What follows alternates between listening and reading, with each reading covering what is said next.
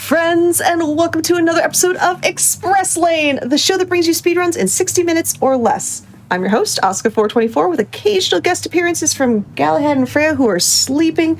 They're missing out on the action, and that's kind of important today because if you look at what we got, we have some really cool action-packed games. We have Hyperlight Drifter coming up. We have American McGee's Alice, which is a game that I haven't seen in so long, and they're both so cool.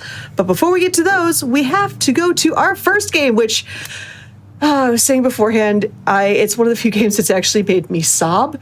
It is Transistor 80% run by Mimi. So Mimi, take it away. Hi everybody, my name is Mimi. I will be running Transistor for you today. I'm a variety speedrunner. I started about a year ago and I picked up this game about 6 months ago. It has become one of my favorite games to speedrun. It's very glitch, very trick dense game, but very fun. So I hope I can show it off for you all. And as far as co-commentary, I have the lovely former 80% world record holder and the person who made the guide that I first learned this game from, Senna. Hi, I'm here. GG. GG, yeah. I'm excited to talk about all the cool tricks that we'll watch you do. Yay! Okay. So whenever you're ready to go. Yes, timer not starting yet.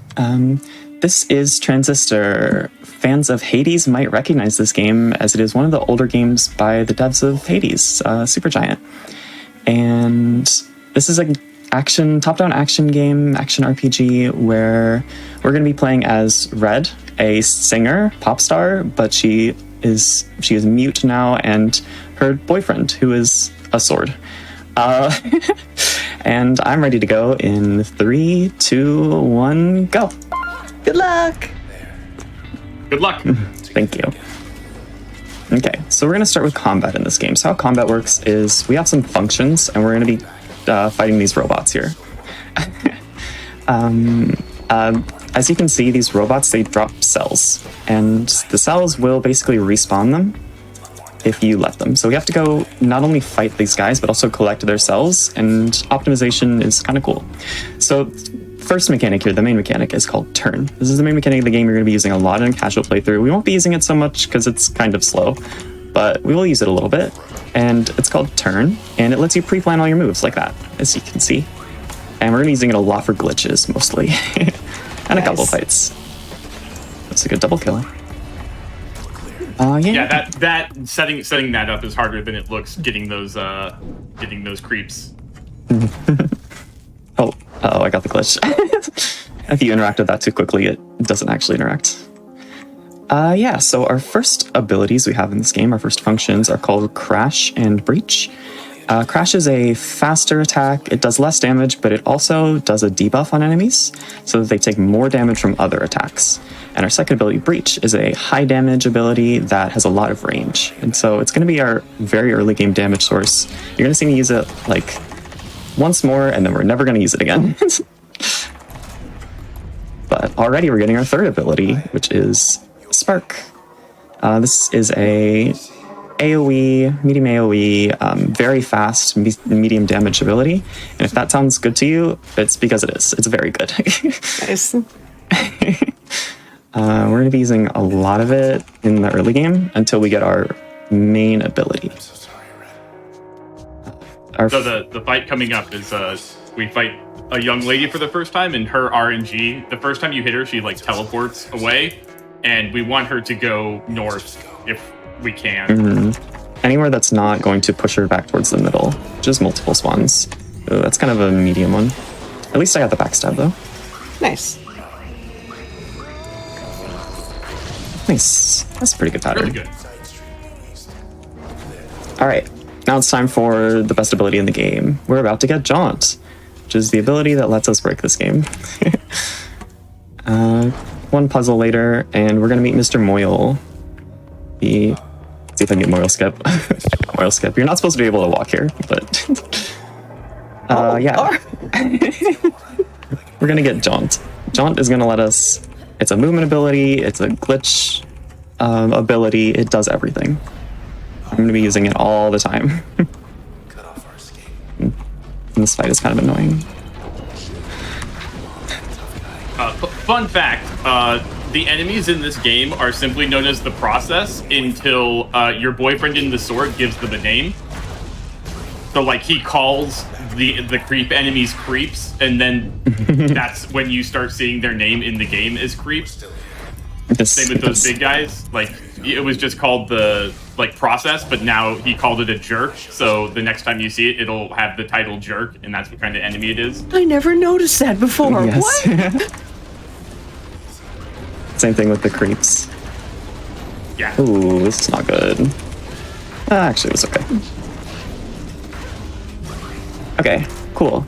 So, as you can kind of tell, or as you might see at the bottom, my first ability has another ability below it. So that's one of the cool mechanics of this game, is that you can attach functions onto other functions and upgrade them in a certain way. And we're going to be taking our most powerful abilities and putting very important upgrades on them at a future point. But for now, we have Bounce, our new ability, on Crash. So we will be able to, it'll bounce and it'll hit multiple things. It's going to come up for a quick kill later. As for why we're doing so many fights, it's actually possible to skip a lot of these fights in the early game, but we need the experience. You get experience in doing fights, and we need a level up for the first boss fight, or else it's very slow. Gotcha. Low percent Sybil is not fun. I remember when I first played this, and just getting to Sybil was not fun. Yeah, it's early game is tricky. Sybil's a lot easier on any percent than Yes. in casual playthroughs. Yeah, we're kind of gonna make quick work of Sybil. I'm here for it. So we're gonna be doing a lot of enemy manipulation in this, which is basically I'm gonna be standing in very specific spots so that these creeps will walk in the right direction and hopefully not mess everything up. So I have very specific positions I will dash to so that the creeps will knock me to the right area. And they didn't knock me to the right area. Oh well. But that's the most important part of the early game combat. Yeah, as you can see, when you start a fight in this game, it like kind of makes an arena that you're not allowed to leave until you defeat all the enemies. Remember that, because we'll be breaking it very soon. Nice.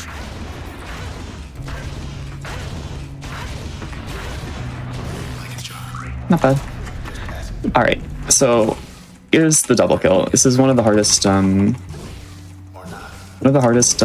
quick kills in the game, I would say. I'm going to be trying to line up these enemies here so that they both die at once to one explosion.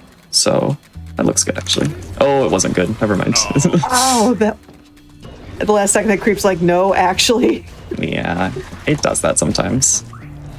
Okay, it's not too bad. All right, and now we're getting the best ability in the game, which is load. This is what we're going to use. This is why we did all of the fights so far, was to get that one ability. All right.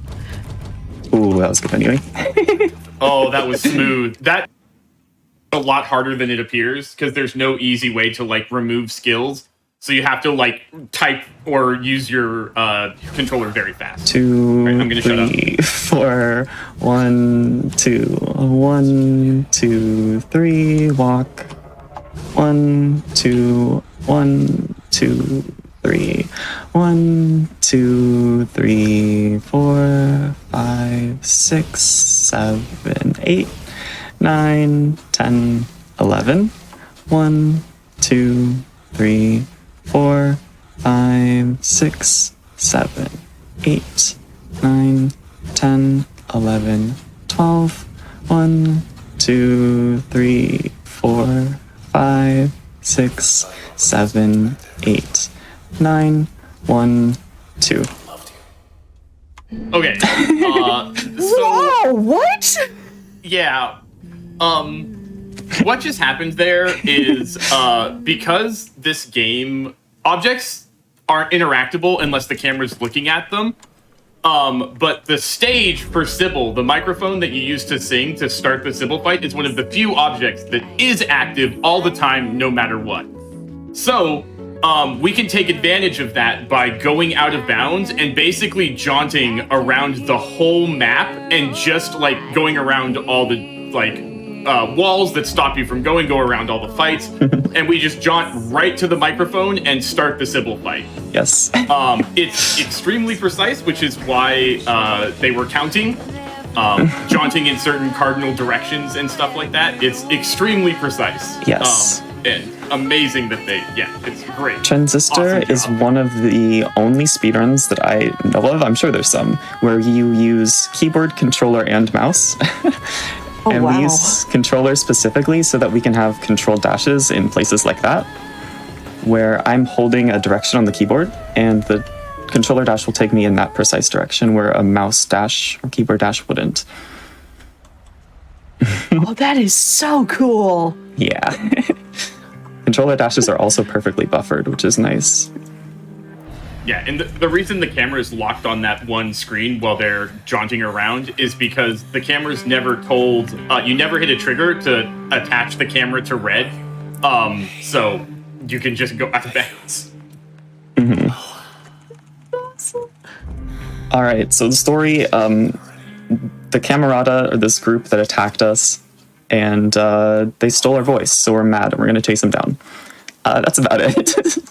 It's a valid reason. They also killed our boyfriend. Yeah, they killed our boyfriend, too. Yeah, true. All right. Time for Sybil. This will be a very fast fight if I don't mess it up. We're going to do the strat called Kiss a Sybil, because you kiss Sybil. Mwah. Okay?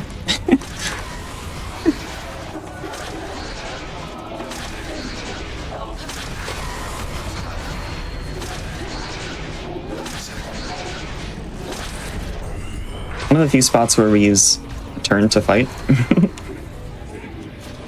Also, my one contribution to the speed run was Kiss the Sybil.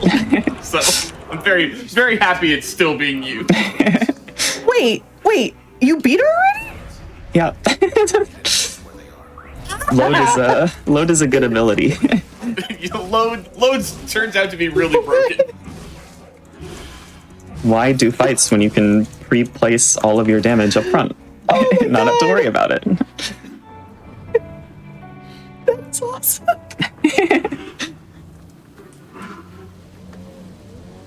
It is one of the best kills.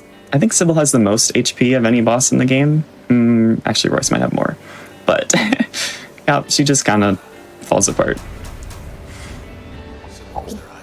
Here's all the Camerata, all Yes, four of them. all the Camerata. First one's gone, Sybil.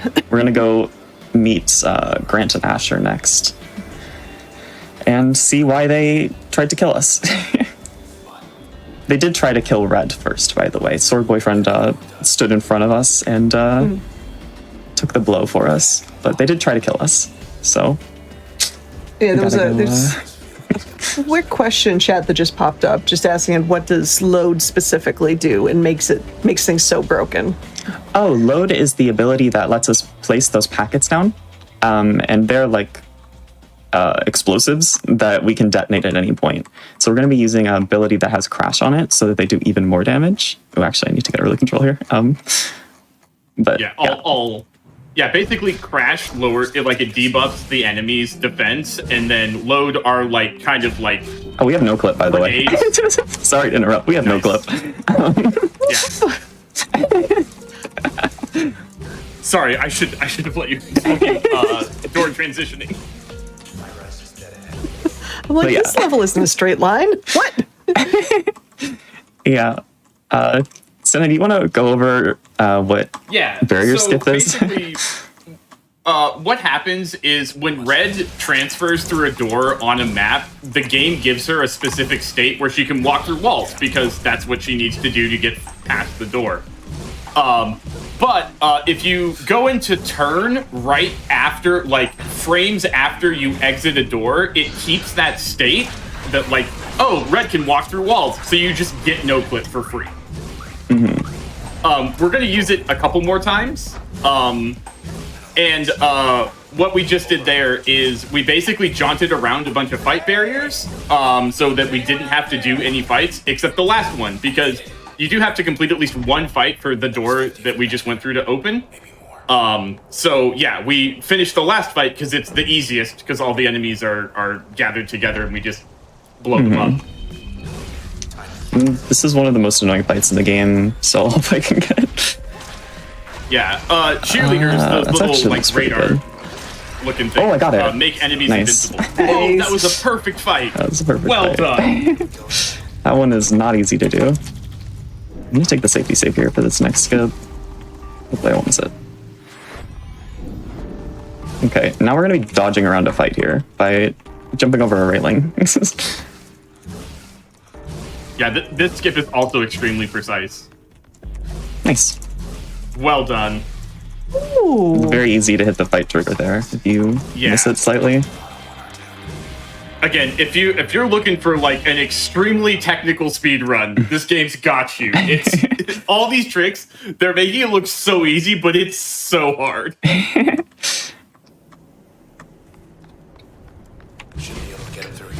And did I explain dash cancels yet? I don't think I did. Not yet. Okay, so how dash cancels work is there are like, if you see the little interaction spots, they have like little lines to them.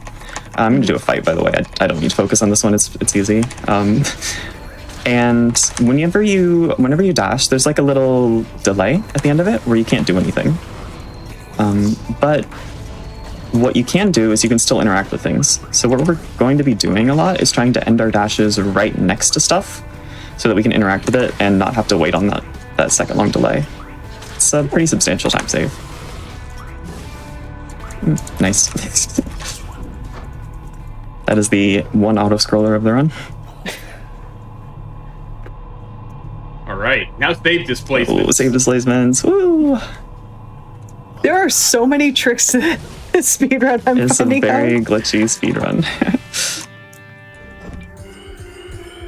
All right, so displacing. The game thanks for saving here, even though we saved back there. I beg your finest of pardons? Yeah, no, there's a save point back there, but we didn't actually touch it until the end of that turn there, so the game said, oh, you saved at the end there. Which lets us respawn in the middle of the fight.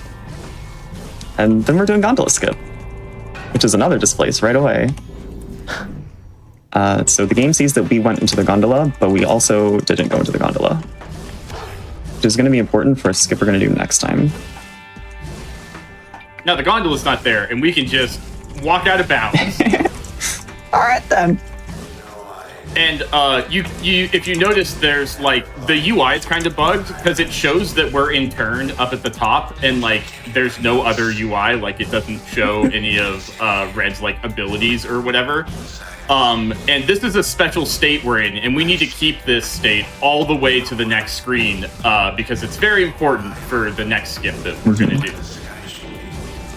Is there anything that could knock Mimi out of it, or? No. What? The only thing that we could do is if the game crashed. Oh. Yeah. But once you get in that state, you don't lose it. Praying the game doesn't crash. I'll let Mimi explain spine skip. Yeah. So next we have spine skip. This is the biggest skip of the run, probably the most important one.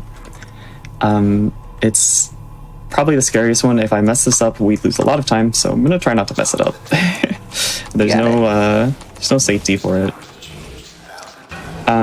So what we're doing is we're getting Spine to get angry at us, and then we're going to be using Spine to kill us in a certain menu, basically.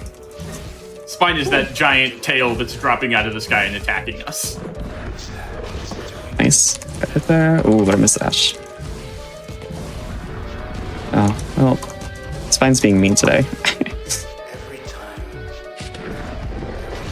Alright. Now we just need we need Spine to put us into this state called emergency turn. And emergency turn puts you in turn when you run out of health the first time. And we can use that to get control when we close turn. And now we have this menu open, which is very important for what's about to happen. Which, honestly, I'll just show what's about to happen. Just, you have to see it to believe it. Nice, I got it. Well done. That, again, very hard. Mimi's making it look easy. Cool. So we have no clip.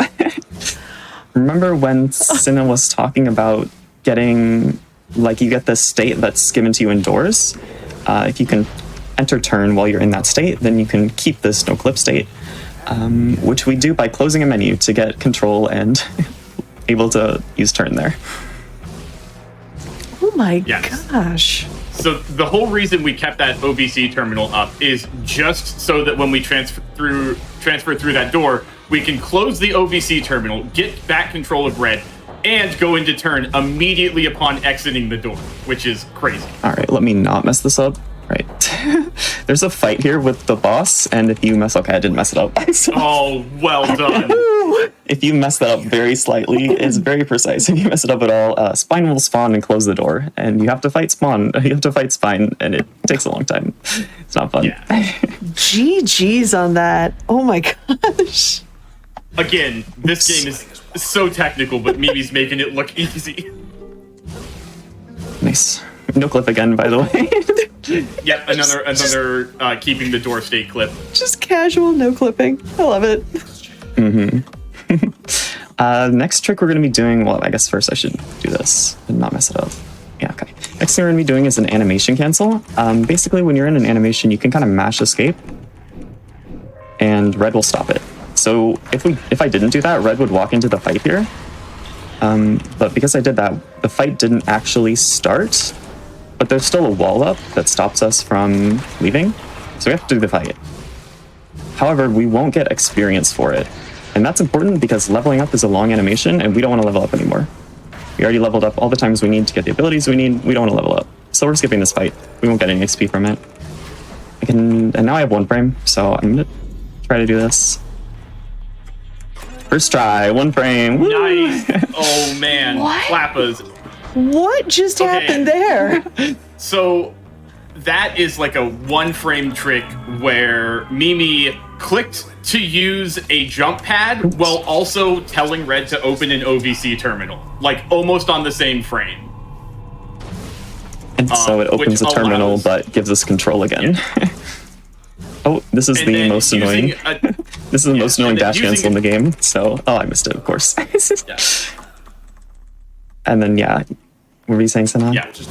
While the OVC terminal is up, we use a different jump pad, and then midway through the jump, we close the OVC terminal, go into turn, so then we end up with control of red out of bounds, which then we use to no-clip through the rest of that part. It's so cool. I did another save displace. Yeah. Because I did the save displace, we're in this sort of like fight state almost, and the game will not spawn any barriers for us, so we can just kind of run through these fights. It's very handy. Yeah, I agree with chat. Seeing no clip with isometric view levels is so mind-boggling. Yes, yes, it is. I heard you like save. I heard you like save displaces, so I got another save displace for you. I hope that gets it. It's kind of close. It did. Good. Yeah, you're good. Now we're gonna take off all our abilities. Oops, I did not take off all the abilities. I'll talk about that later. Uh-oh. Hope I don't soft lock. Oh. I didn't soft lock. Okay, good. Oh, okay, you're good. You're good. You can die during that transition, and it's real bad. The game doesn't handle it well. There's a setup to not get attacked there, but I'd missed it slightly, sadly. All right, we made it to the top of the tower, so we got a boss fight here. Big scary boss fight. What's going to be at the top of the building? Versus 2 people. 2 people. What? Oh, nobody's home. Never mind. Uh-oh. No boss fight. Sorry. So this is the story point where we learn what happened.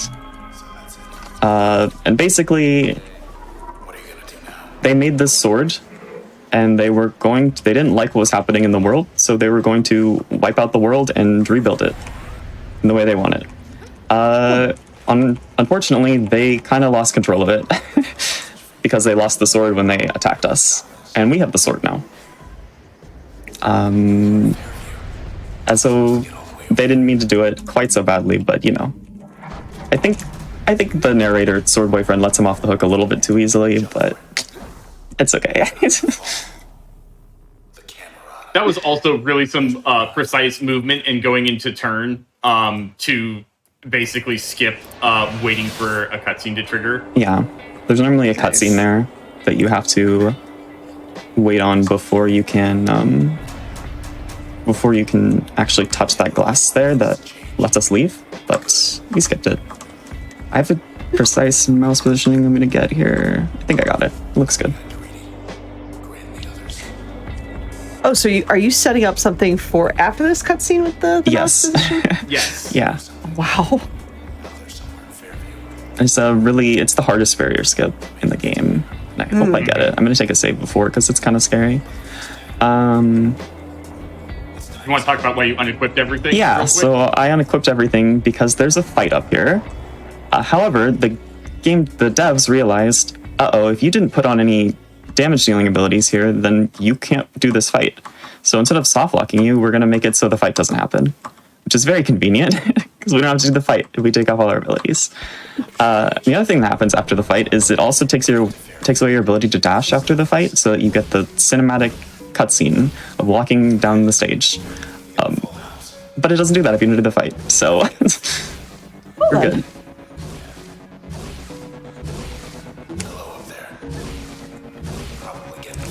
These are all controller dashes, by the way. We have setups that help us get them. Let me do my abilities now. Nice. And let's see if I can get this skip. That menuing's so hard, but Mimi makes it look so easy. That looks good. Nice, I got it. Great job. Oh, wow. That's a fight trigger skip.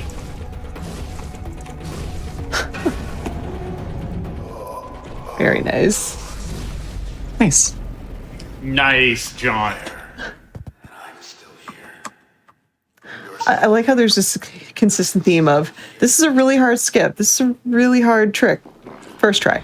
Yeah. I have a little bit of practice.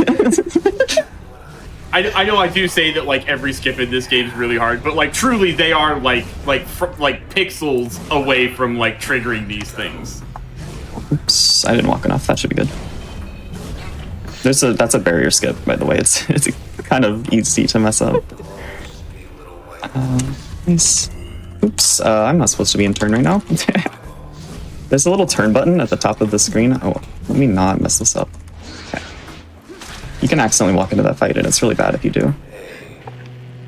All right, so this is our first catboy of the run, as I like to call it. Oh, don't do that. I like to call them catboys. The game calls them men, but they spit hairballs at you, so I like to call them catboys. Catboys allowed. And the catboys, they have this special property where they each have like a little trait. Some of them they go invisible, some of them attack a lot, some of them heal, and some of them move really fast, I think is the last one. And they will share that property between all of them. So if there's 3 of them and they all have different properties, all 3 of them will have different things going on. Ooh. Which is really bad. Because like the stealthy ones, they just go invincible and there's something you can do. Thankfully, we're going to be skipping pretty much every fight for the rest of the game. There are 2 fights left before the last boss. I'll say that. Yep. And one of them's coming right up. Mm-hmm.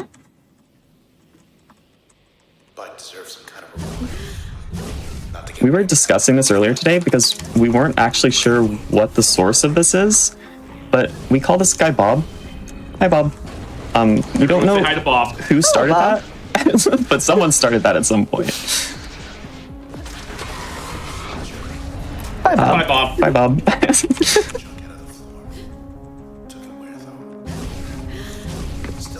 Bob. There's a really, really annoying fight up here, which we will not be doing because we're going to be animation canceling again, and I don't want to miss this because it's really bad if you do, so I'm going to take the save.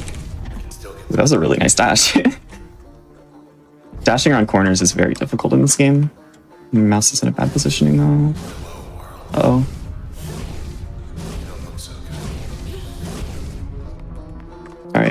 me see if I can get this.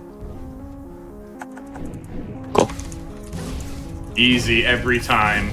Well done. That particular fight, or that like pause buffer, not only skips a fight, but it also skips like a 45-second cutscene of Royce just talking to you. Oh. Yes. So it's extremely important to get that animation canceled. It also has a sneaky catboy in it, which gives them all stealth, which is really, really annoying. You don't want to do that fight. No. So this is Royce, one of my least favorite characters in video games. He's really annoying. He never stops talking. He sounds like he's doing a bad Joker impression the whole time. I just don't like him. And But we're off to Fairview. Yeah, which we're is off to where he probably lives. the coolest place. Yes. Yeah. He loves to whine at us, and he doesn't stop.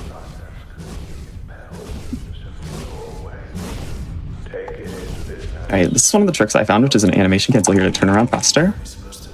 And I invented a lot of the movement in Fairview, so I have a little bit of practice in this section.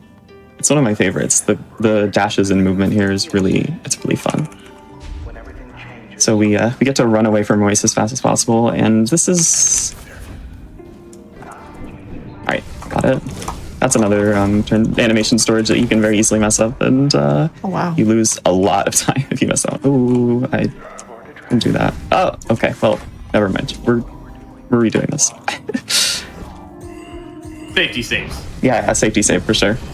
That's what it was. Yeah, I believe. So yeah, that was another save displacement into a fight, and then reloading the game, and you can't load back into a fight, so you just skip it. Mm-hmm. Just proving that Mimi is in fact not a robot. Can make a few mistakes here or there. It's Every fine. once in a while. Very rarely. The world record in this category is getting very, very optimized. Oh wow. Extremely awesome. We're within 30 seconds of combined sum of best, which is Ooh. yeah. Oh my gosh. I got the thing that's really annoying. Okay. So this game loves recovery, though. it loves to lock your cursor onto enemies, which it just did there, and it ate my packet, put it in the wrong spot. Not fun. I don't like it, but it's okay. It recovered. Yeah, great recovery. I have no idea what's inside. And again, that fight is one of the most annoying because, like Mimi was saying, all three of those men share properties with each other. So that fight can get, if you don't do it right the first time, it can get very out of hand very quickly. There's another fight there. We just went past it. Yep. There's a bit of a pattern of when there's fights, we just go past them. I That's made valid. this setup myself. Just here. There's another fight. We went past it. So One, are the two. triggers like? Oh, sorry.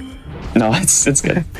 So the triggers for the fights, like, are they walls? Are they just areas on the ground that you're avoiding? Yeah, they're just big areas on the ground that we're like doing precise dashes to Yeah. get around for the most part. Gotcha. So this is And a that big was another cutscene. save displacement. Yeah, that Royce Usually, just. yeah. Oh my gosh. Okay. Well, Royce gets you stuck sitting behind these walls. It normally takes away your ability to dash. So you just have to sit and wait for Royce to whine at you for a very long time. But we don't want to do that. So we saved displaced in there, and it didn't take away our abilities. So we could dash right through. Good old exposition whining. I love it. I love you too, sword boyfriend. I love you too. Let's go win. Yeah.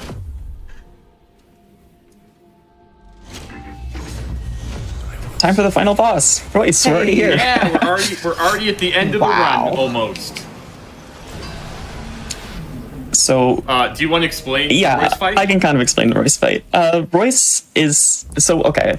Royce just took out the sword from us, so we both get teleported into the sword. I don't know why, for whatever reason. So we're inside the sword now.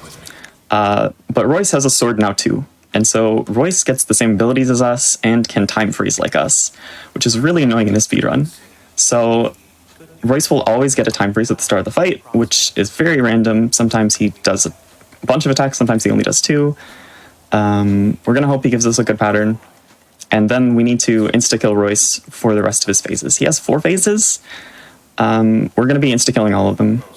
With the help of a good friend that we haven't used yet, which is the bestest girl, Luna. Luna is going to be our friend here and going to help us insta-kill Royce, hopefully, if I don't mess it up. Do you want to explain load duping? Yeah. So, Luna has a special ability where she barks at the enemy, and it like lowers their defense, but it also has a strange property of duplicating load packets. So what we're going to do is we're going to summon Luna as soon as possible, go into turn, and then have Luna bark while we put load packets down. And it's going to do some pretty wild stuff here. That's a good pattern. That's great.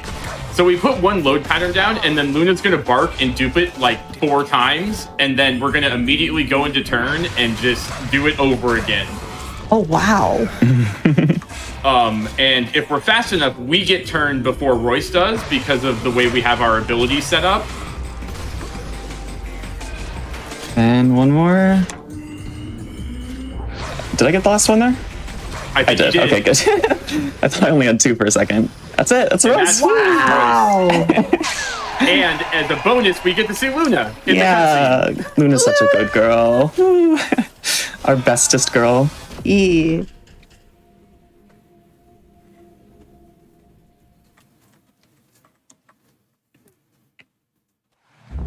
Someone as a joke had me rename my split to We Love Royce. We do not love Royce. We love Luna. No, we do not love Royce. He's tolerable in the speedrun because you skip like 90% of his dialogues. And now we're rebuilding the world. We made it out. The process kind of destroyed everything, but we're gonna rebuild it now. And time will be coming up in a little bit.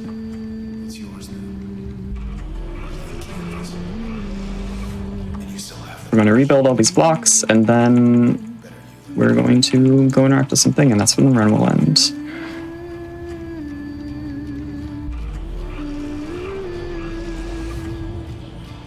That was it. Like, just knowing how much is in this game and seeing how much it's been like broken with skips and everything is just so amazing. And it's just to see how cleanly you did all of that. What? Again, I know I meme really hard when I say like, oh, that's a really hard trick, but legitimately all of the tricks in this game are very hard and very technical. All right, time coming up in just a second. Time. GG's. How was that? Oh, that was amazing. I think that was about a 36 and a little bit of change there. Wow, that's really good. That was amazing. That's amazing for a marathon run. Well done. That's less than a minute from world record. Yeah. 36, 17. And we did a bunch of safety saves and stuff. Man, amazing. And then we have a bit of an emotional moment here that made a lot of people cry in their first playthrough, from what I've heard. Hey, I resemble that remark. Oh my gosh. We just remade the worlds, and we sat down by Sword Boyfriend. I still got the little bit of chills at the end there. But it's okay. I agree with Chad. Every playthrough, same. I cry every time. Yeah, you get used to it when you speedrun, but yeah, I understand. It still hurts, man. Oh, yeah. Yeah. But yeah, while we're watching the credits here, where can they find you both? Like, what are you playing right now? Again, well, just feel free to gush about yourselves. I stream in the mornings a lot at twitch.tv/Mimi_variety. I variety speedrun mostly glitched Hollow Knight, and I'm going to go for world record in this game. I'm going to get my world record back. It shouldn't take too long. Not the times you're putting up. I tied world record the other day, but I didn't record it. Oops. Yeah. But it happens. I'll get world record soon. Yeah. Yeah, I'm Cinemar. I am currently speedrunning Drakengard 3. I'm doing all of the Sisters DLC. So if you know how unhinged those sisters are, come join me on Tuesdays and Thursdays on Twitch. My username. I also am a League of Legends degenerate, and I'm trying to climb to Challenger. So hello, I'm a one-trick Skarner pre-rework. Nice. Well done. All like 4 of us, including Captain Flowers. Oh, but yeah, and actually, if people are interested in learning this run, where can they go? If you go to the speedrun.com page for Transistor, there's a Discord server where all of us runners, all like 10 of us runners, talk, and we would love to help. There are several guides out there. Cinna put out the first any % guide, and then the world record holder Jen, and I have also put out like updates to it. So nice. There are lots of resources out there, and we would love to help. Yeah, and we're a very welcoming community. So if you like this game a little bit, please come join. There's all kinds of runs other than any %. If you want a less technical run, there's runs for that. There's low %, which is a kind of a meme category, but has a lot of glitches and other tricks that you don't see in the any % run. Awesome. It has very silly fights. Yeah, very, very silly fights. Yeah, again, give GG's one more time to Mimi and wonderful commentary by Senna. That was an amazing Transistor run. No, this was 100% Mimi, man. This run was wild. Well done. Fair. Thank you. Well, before we get on to our quick hydration break, I just want to remind everybody that your subs, your Prime Gaming subs, gift subs, and any bits that you cheer on the GDQ Twitch channel will help support Games Done Quick Hotfix, shows like this, shows like As Stand TV that was before this, and a whole bunch more. So if you enjoy watching speedruns like Transistor, how about you consider subscribing to the channel? And also, if you want some more info on our weekly shows and weekend specials, just head over to gamesdonequick.com/hotfix and you can get that info and schedule. But as I said, we are going for a quick hydration break, and when we come back, we are going to be watching some American McGee's Alice. So stay tuned.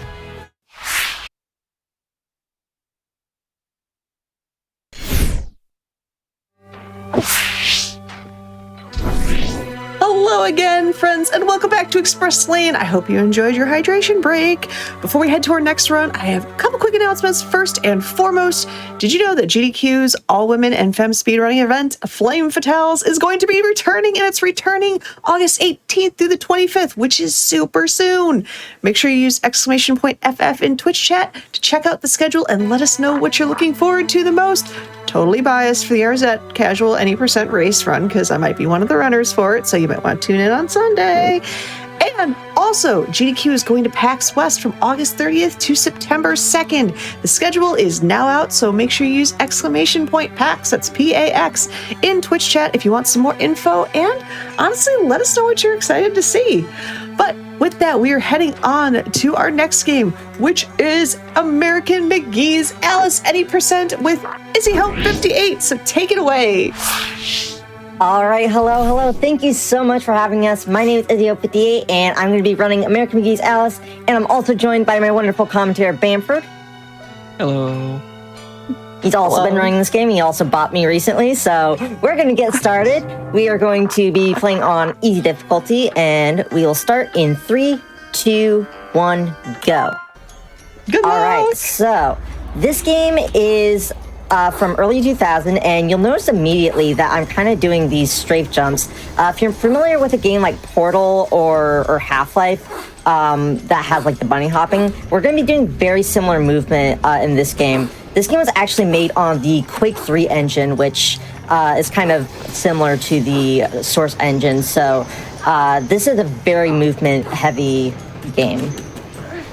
Only a few find the way. And one of the big things you'll see in that top little corner is this little safe icon that keeps popping up. And that's because this game has quick saves, which is really nice for us. So we'll be quick saving all over the place, just in case something goes wrong, but also it has some cool side effects. Yeah, so you might have noticed... At the beginning, Yeah. as he was hitting a bunch of triggers, but immediately loading, and it would look a little bit weird. But she was actually skipping cutscenes by quick saving and then loading again to pop past it. Yeah, because when you quick load in this game, if you hold a direction, Alice will kind of jut forward a little bit. So you can do that at the beginning of levels to get a little bit of extra distance. You can also do that while quick saving and quick loading, which, like Van said, you can skip triggers, and accidentally quick saved and it messed up. But Yeah, quick saving when you're going through a load will send you back out to the level select, and it's you can't really very get back. strange. Yeah, so here I'm going to be trying to do a damage boost off of this enemy. A little bit finicky. There we go. Just Very nice. use those Banshee enemies to pop us right up. Yeah, if you take damage in this game, it will boost you forward, and you can get a lot of height or clear very large gaps, usually by accident, but sometimes on purpose. Yeah, usually by accident. It can be in certain sections you have to be very careful you can either get boosted very far or be boosted into lava. Thankfully we have quick saves and quick loads, so we can, as long as we don't save ourselves into a corner, we should be able to recover most areas. Yeah, and here we're trying to get onto collision with the fire right there, which Fire does not kill us. As I was talking about, yeah, it's actually got collision. You can ledge grab on it, which is That is a very stable it totally fire. makes sense. Yeah. And here we need to kill this banshee, and it'll open the ending door. Yeah, these which we doors. access from the top. Yeah, these doors are invisible for some reason. So I just wait for a few audio What cues, and happens? then I just walk forward. Here I'm going to be doing another... Oh, I got hit. Here I'm going to be doing another quick save, quick load to skip a cutscene trigger right there. It's like 5 seconds of time save. Yeah. Some of them are like skippable cutscenes that just save like a little bit, but that one's actually an unskippable cutscene. Yeah. You could actually skip this cutscene coming up, but it opens a door, so if you skip this cutscene, then this library door won't open, which is why we don't do it here. Yeah, and sometimes if you trigger it and then quick load and you skip it, then it'll actually soft lock the game. You won't be able to trigger the cutscene again. Oh, right, and it yeah. just won't open things, and you'll have to reload levels. It's bad. Had it happen.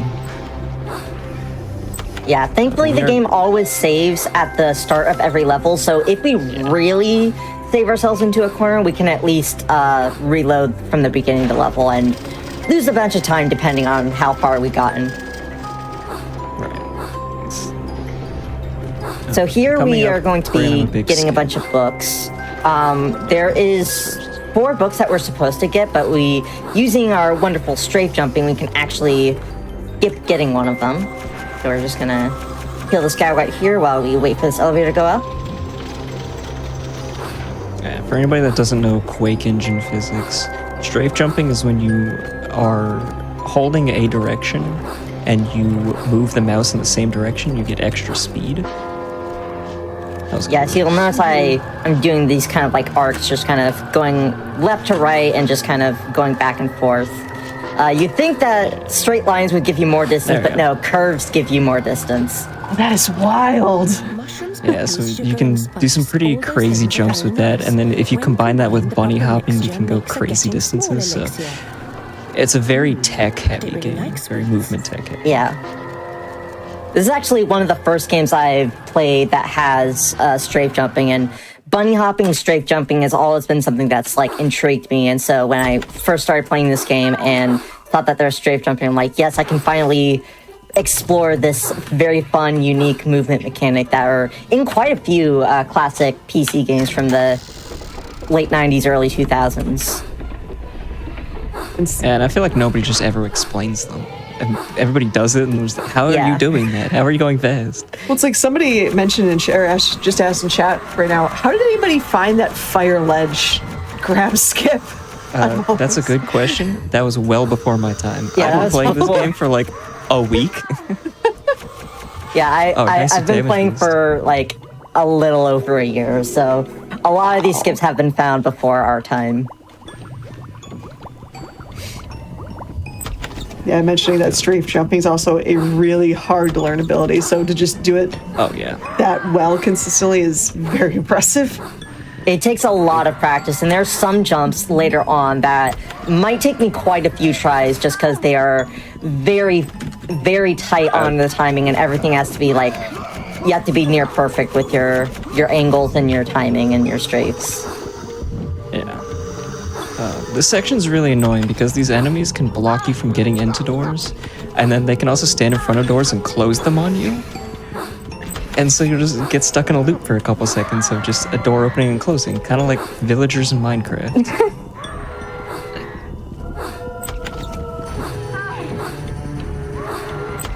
Let's see if they'll be rude. Oh, they're actually in good right, positions. yep. Wow. Oh, nice. That went really smoothly. Yeah, you can go in either the left door or right door, so depending on which one's blocked, it doesn't matter too much.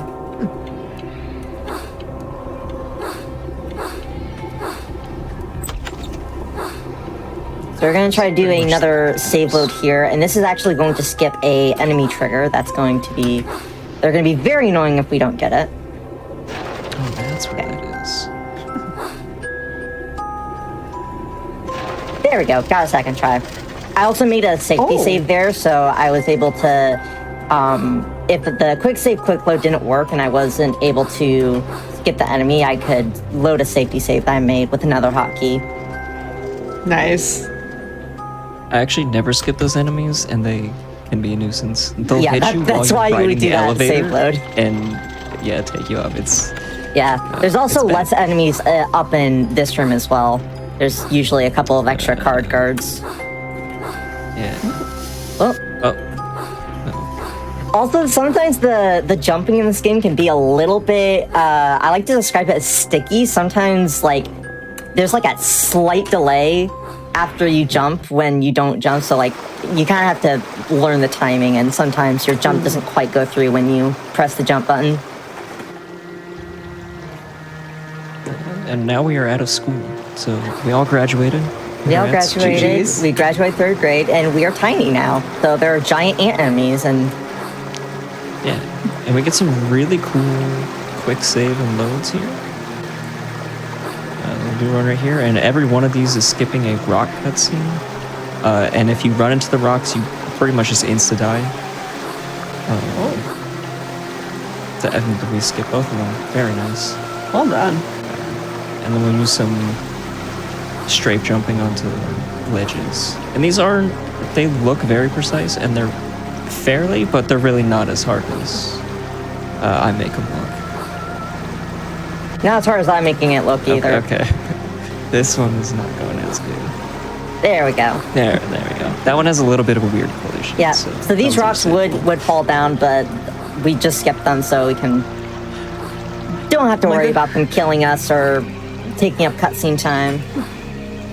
So this level is usually a very long, kind of boring auto-scroller in my opinion, but thankfully we can go out of bounds and skip this entire leaf riding section and do some very fun-looking movement throughout this whole level. It's technically out of bounds. Most of it's actually in bounds. You're just on an elevated platform you're not supposed to get to. Yeah. But you'll notice, like, it looks like you can just jump off the edge to the left. But they actually put up invisible walls that are just, like, tinted almost a fog color. There's these it's really fog interesting. walls. So it's mostly safe. Oh, Yeah, I like don't know this why they wall did here, that. we That's can't go through I it. see 'cause that. The fog is physical. Yeah. The fog is It's like solid. extra geometry. I don't understand. Yeah, but thankfully Yeah, there's gonna be most of jumping this around is all geometry that we're able to jump on. Yeah, there's a few weird parts. Like up here, you have to do a jump like at the end of that slope, which I guess he executed perfectly, of course. Oh. This is why quick saves and quick loads are very useful, especially for this part, because if we fall, then without a quick save and quick load, we'd be very, very screwed. Music minutes. If this game didn't have quick save and loads, it would not be fun. Yeah, I wish Madness Returns, the sequel to this game, had quick saves and quick loads. It looks like I did not know you could go that high. it looks like every single rock has some wild form of ice physics level geometry that you're fighting this entire time. Yeah. It's because everything is based off of if it's flat.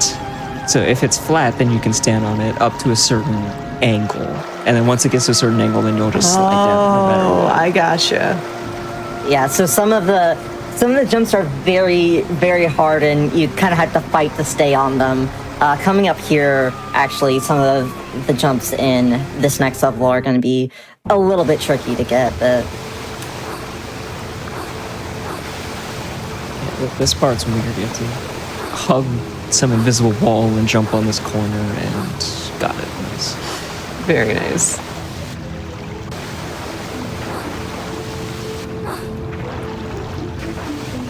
You can actually fall out there. You can see as he was standing on the edge, the invisible wall is offset, so you can actually fall down and get stuck. Not that I've done that. Who would do that? Speaking for a friend. Yes. I've never seen that route. That was cool. Most people just jump in the water and then jump on the log. Nice. So we are coming up to our first boss fight. This game has quite a few boss fights in it, which are really fun to do. We're actually going to be getting our second weapon here. We've been using these card weapons, but we are going to get this kind of jack-in-the-box weapon that can turn into a bomb. Yeah, so it's the Jack-in-the-Box bomb. We have the cards, which are basically like throwing knives. We skipped a knife, which is the melee weapon. That was in like the first 5 seconds of the game. So. Yeah, that was one of the quick save, quick load skips. It skips a cutscene, and also we don't really need the knife in this game or in this run. Yeah.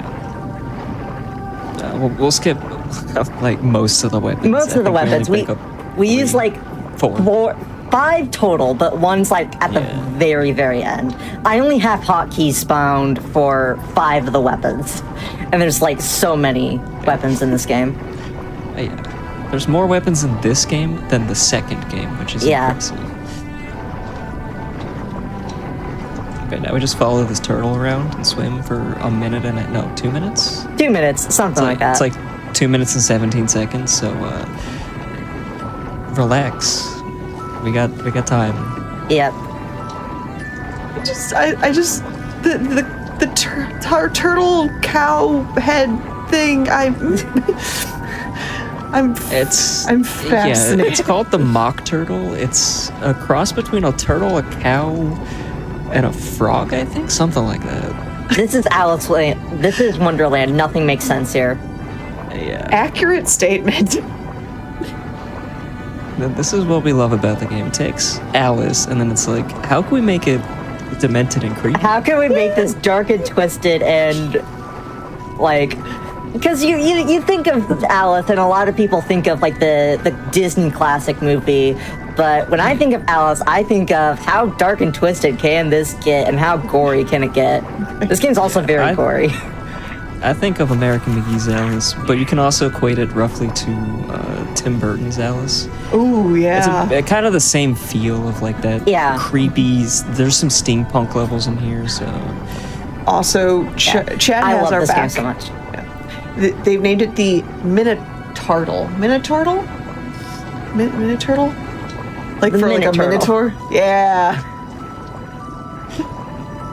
Yeah, I love American McGee's Alice so much. I actually dressed up as Alice for Halloween for a couple of years. I've done that. Do you do like this version of this version with this dress and the apron. Very nice. This is the most iconic. Also, the jump scare coming in like 3, 2, 1. Yep. Fish. I was a little late on that. Oops. When suddenly fish.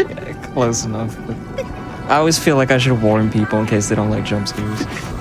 Or fish. It's a little jarring the first time you see it. Also, if you don't stay behind the turtle, you'll drown. Yeah, so that's why I've been following the turtle and kind of staying in those bubbles, because... Yeah, but here we can just sit at the end Yeah. of the cutscene. Yeah, now we get to get onto a pretty tricky level because of one single jump. Yes, this jump is quite tricky. Hopefully I'll get it quickly. Also, we didn't mention this in the first level, but with these ropes, you can actually hold space and kind of get launched off of them and get a neat little boost there. And mushrooms also have some weird physics. Yeah, like you how can do make you that can jump? I don't go know. crazy with mushrooms. So here's the hard jump. That was really close. But you have This to takes some strafe jump. very precise strafe jumping. Nice, second try. That was Well really good. done. Really clean. That there's an that is invisible one wall. of that is one of, if not the hardest strafe jump for me at least.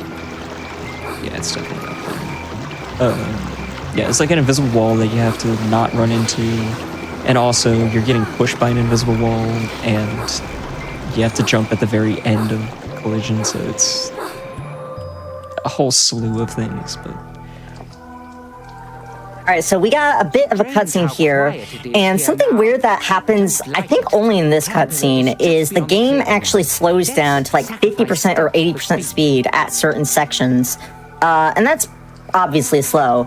But abusing quick saves, quick loads, and other save files, we can actually speed it up. So you might notice here, these footsteps are pretty slow. But if I load a save I made in the previous level, and then reload the quick save, the footsteps are a lot faster here. So I'm going to be doing that again for this section here. And Alice is running a lot faster here. This part would be, I think, about 80% speed. So it saves a decent amount of time, and also it's pretty free to get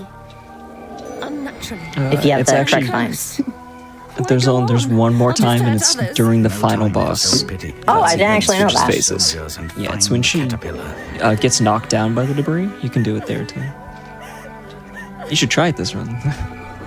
I should. Except I don't know how to get the correct save for that. You can just use the same level version. Yeah, but I use that as a safety save throughout the run, so... Oh, okay. Then don't do that. Yeah. So here, we are going to be skipping pretty much the entire level. These ant enemies, they have 3 different attacks. They can shoot us like that. They can do this attack where they fling us behind, and they can also lunge at us. Using that second attack, we can actually clip through this grass wall back here. Yeah, so we want to get him as close as we can, because he will throw you backwards. So you get him as close as you can, so he's touching it, and then he picks you up and just... Yep. Sometimes if you time it correctly, or position it correctly, you can get up on that ledge, but I didn't get it. That's okay. We still got through and skipped pretty much the entire level here. Yeah, it's a massive speed. Yeah, I found if you just position yourself closer to the left side of the wall, Yeah, then you'll get it every time. Yeah.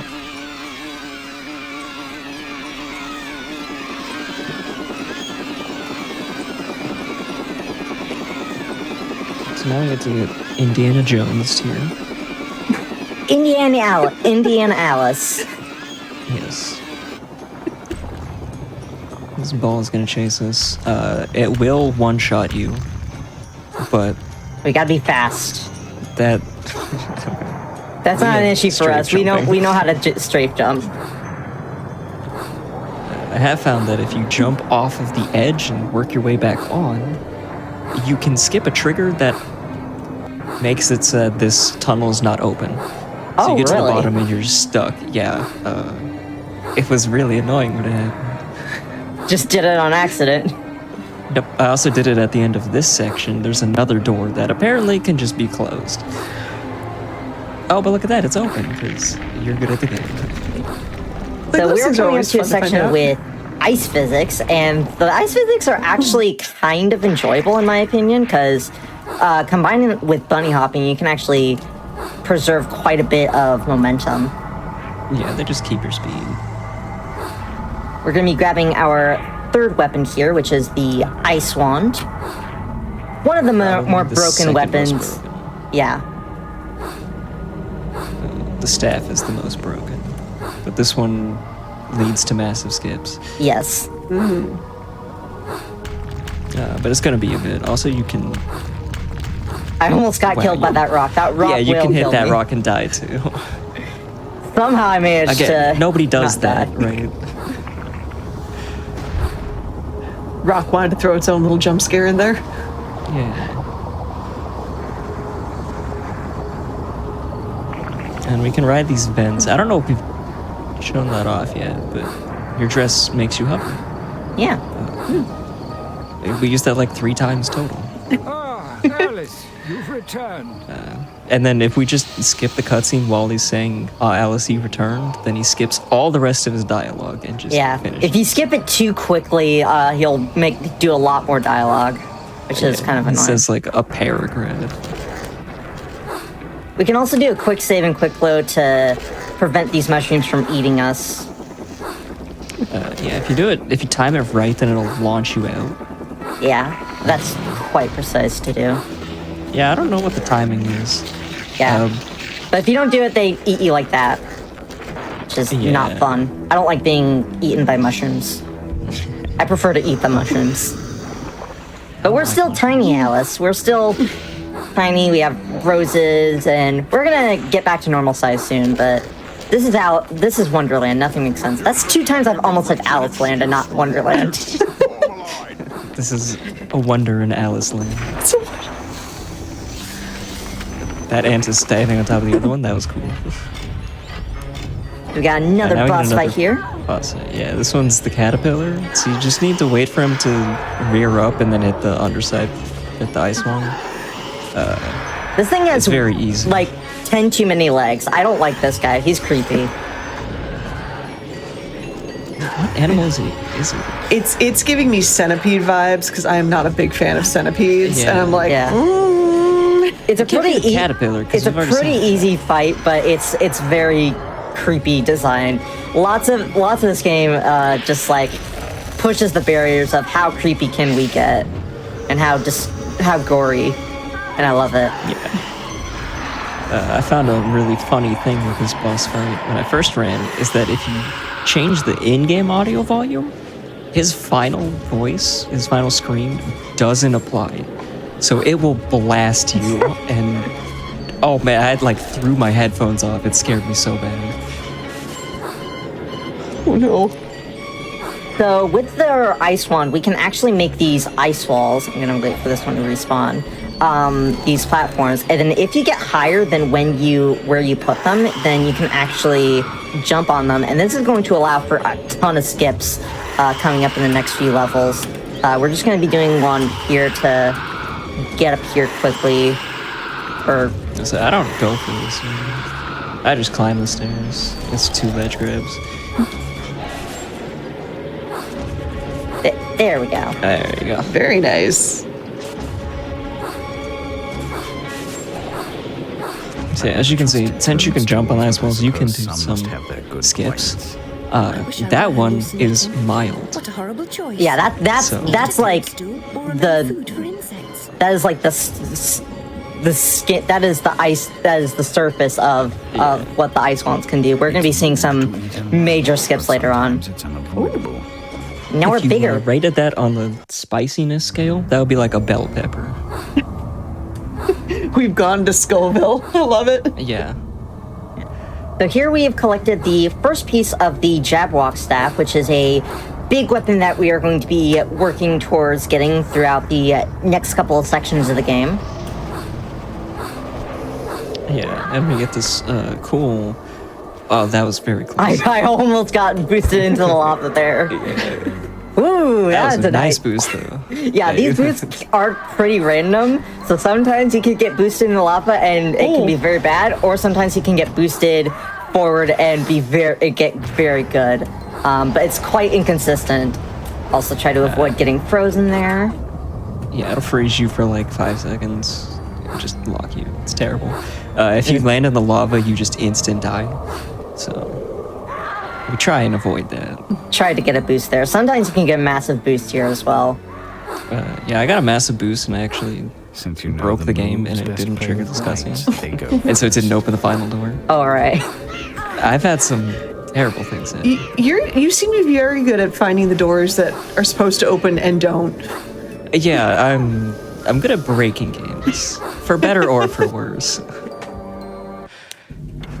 Yeah, in multiple games that both me and Bam have run, he's broken the game wide open and found some fun, crazy skips. So here we're going to be using the ice wand to go out of bounds here. Yeah, we're gonna use it a lot in this level, and this is also my favorite level look. I don't know about the design because we just skipped through the entire thing basically, but the fact that the enemies are all colored and Alice is colored, but the environment is all black and white is really cool. It's really cool. Nice. Yeah, so we did a nice out of bounds there. I also just love the chess aesthetic of this. Casually, what you actually do is you get turned into a chess piece, and then you have to play by chess piece rules and kind of move around in the spaces, which is actually a really cool gameplay concept. We'll be seeing the section where we'll be doing it, where we do it, coming up here. But we skipped that, obviously. We're gonna do another ice wall here, and this section here, we would like move on the squares as a chess piece and try to avoid the spikes. That makes more sense. I forgot about that, and I always wondered why this was so easy to speedrun. These spikes are not an issue, but that knight is. That knight is, yeah. Thankfully, the ice wand is actually really powerful just as an attack, so you can just freeze them real quick. Oh, nice timing. Yeah, sometimes the jump off of these ice walls can be quite precise. Is the placement of that ice wall like super precise, or do you have a little bit of wiggle room? No, you just need to get enough height off the steps. Gotcha. So you want to place it far forward. That was clean though. To get up the, you have to get onto the fence, which is very thin, and then jump on an ice wall from there. Did I skip something? No, keep going. Oh. Cutscene's open. Yeah, there we go. You can also jump off of these enemies sometimes, so that's a nice little thing I like to do. Just jump off the enemy, get a little bit of extra distance. I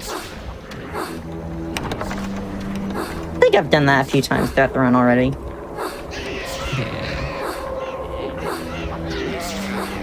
Got a giant chess battle going here.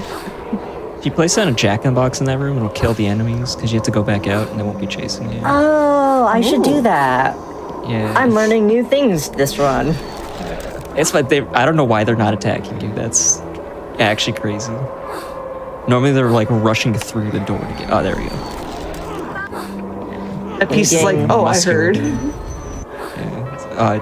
You thought that you were safe. You just wanted to flex. Look at those muscles. Right? I always love to think somebody had to model this guy. So we use another ice wall there to skip stuff. We're gonna use another ice wall here.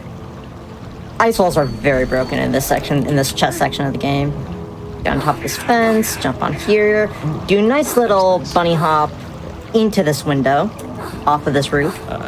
You can actually make it just to the bridge, so you don't have to make it in the window. I like going in the window. But the window is very swag. And do another save load here to try to skip this enemy from spawning. Whatever, that's fine. It's not That's fine, huge you're just stuff. freezing. Yeah. Plus free health. Some of the save loads are very precise and tricky. Yeah, and there's no like visual cue. I usually mess that one up. There's our bishop. Yep. Sometimes I just wait for the enemies to die so I can get a little bit of extra health. This section here, I want to make sure I have enough health and mana. Because we're going to have another boss fight coming up where I think we're fighting the king. Yes. And these guys like to just bully you. Yeah. We're just going to take these guys out, get a bunch of extra health. And we'll go back to the jack-in-the-box because it does the most damage. Yeah. So for the next couple of boss fights, we're actually going to be alternating between the jack-in-the-box and the ice wand. So we're gonna have the jackbox here, and then while we wait for the jackbox to explode, we'll just hit a little bit with the ice wand. And then just try to position it and manipulate his movements so he gets exploded, but we don't get exploded. Because we can die from our own explosions, which can be very problematic, but thankfully we got there. Now, this is probably one of the most annoying levels to speedrun. Lots of things can go wrong in this level, but hopefully we'll be okay. Also one of the trippiest levels. Yeah. We're now in the Mad Hatter's domain. Lots of mirrors, lots of clocks. Oh. Got frozen there. Camera spins around for some reason. Oh, To show joy. you, look, you're frozen. Yeah, mirrors in the 2000s were not great. No. They did what they could, though. We applaud you, American McGee. This little trigger just teleports us back for some reason. I don't know why. Yeah, otherwise we would just wait for the tunnel. It just rotates to a certain position and then stays there. Now we have to destroy these clocks. Again, I don't know why. Because nothing makes sense in Wonderland. Yeah. Also, Don't freeze me. Thank you. I'm trying to think, how do you figure that out in casual? It seems so obscure. It took me so long to figure out this level casually. Like, it literally took me, like, maybe over an hour or longer. Yeah, it seems terrible. I don't remember playing this casually. Did you play this casually? Yeah, I did back in like 2015. Okay, yeah. It's been a bit longer for me, that's for sure.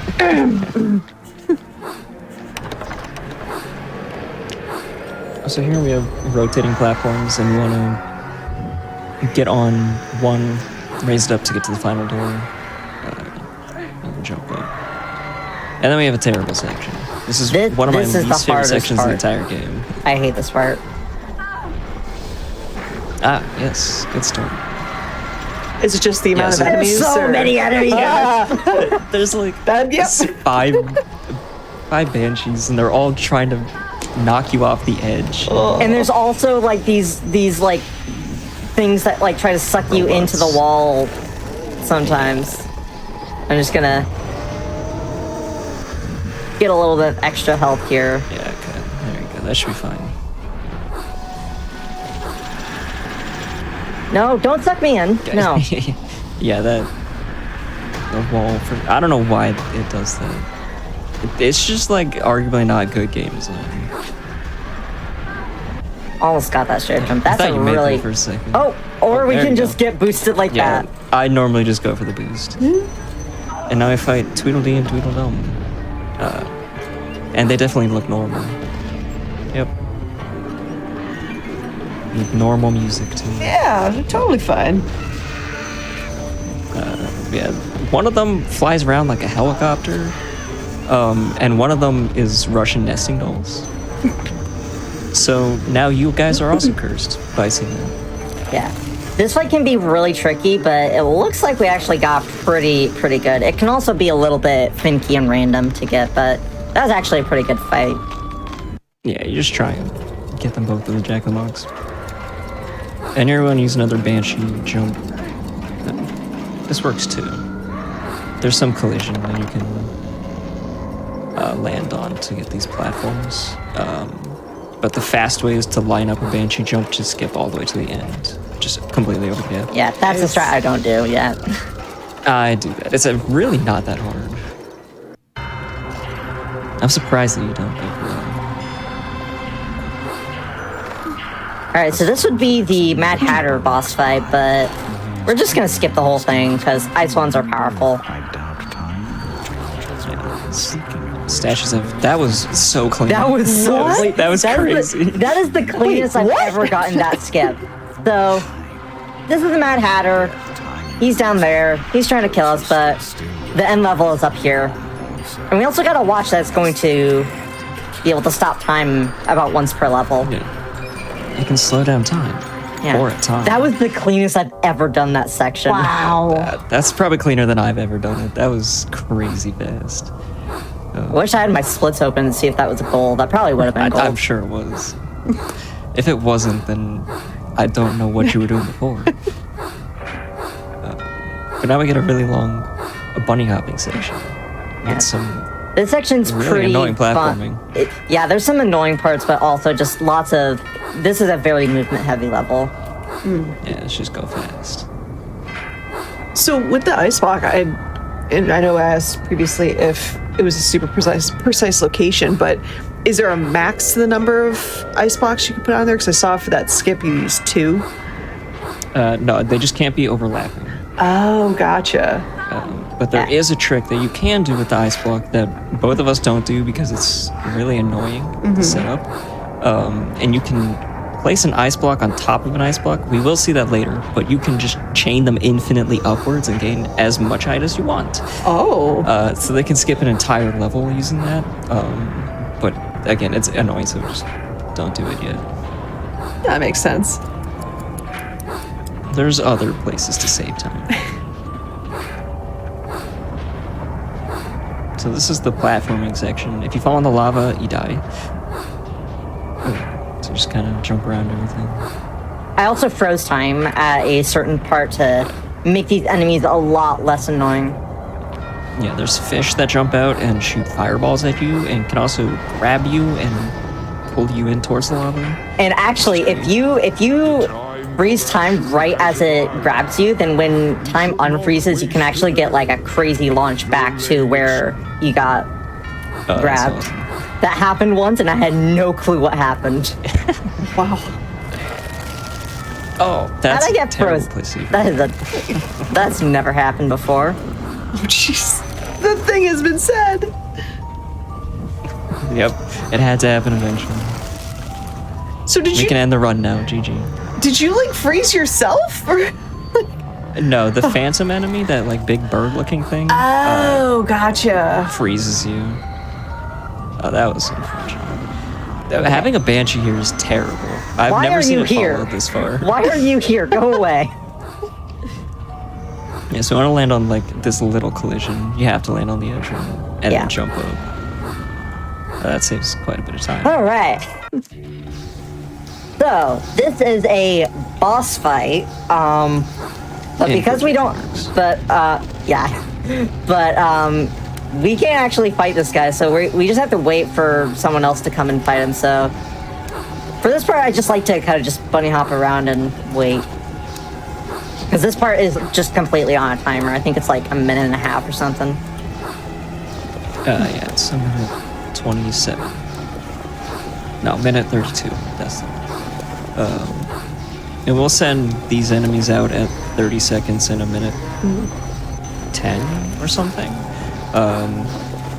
What a lot of people do, though, is they'll just place ice walls right in front of the Jabberwocky, and it'll shoot fire and laser beams, but it won't hit you because the ice walls block damage. And then you can just stand in one position and not fight. Nice. Like this. It'll just stay there. So a lot of people just for the entire fight stand in one position. I actually did not know you could do this. Oh, wait. But I got fire. Yeah, you gotta be careful. A lot of people place them side by side to create like a bigger ice wall. Yeah, don't try new things in marathons. As I tried to get you to do a new thing at the end of the game earlier. But we'll ignore that. It's okay. I've done a marathon run where I found a skip hours before the actual Oh boy. run at mainline. I'm like, you know what? We're gonna try this live. Let's see what happens. Did it work? Yeah, it took like 2 or 3 tries, but yeah, That's not bad. somehow Alright, was so able to pull it. we defeated the Jabberwock, and we now have all pieces of the Jabberwock staff. This is the most powerful and one of the more broken weapons of the game. Here we're just going to be using it to get a hole in that wall and make our way to the next section. Now we got the maze. I almost went the wrong way. Casually, I imagine a lot of people hated this level. It took me because so it's long just to a get. maze. It took me so long to get through here, but thankfully it's pretty simple. You go left once, and then the rest are right turns. That's how I remember this maze. Until you can't go right anymore. Forces you left. That was a Nice pretty boost. good boost. Until Almost. you ran into the wall.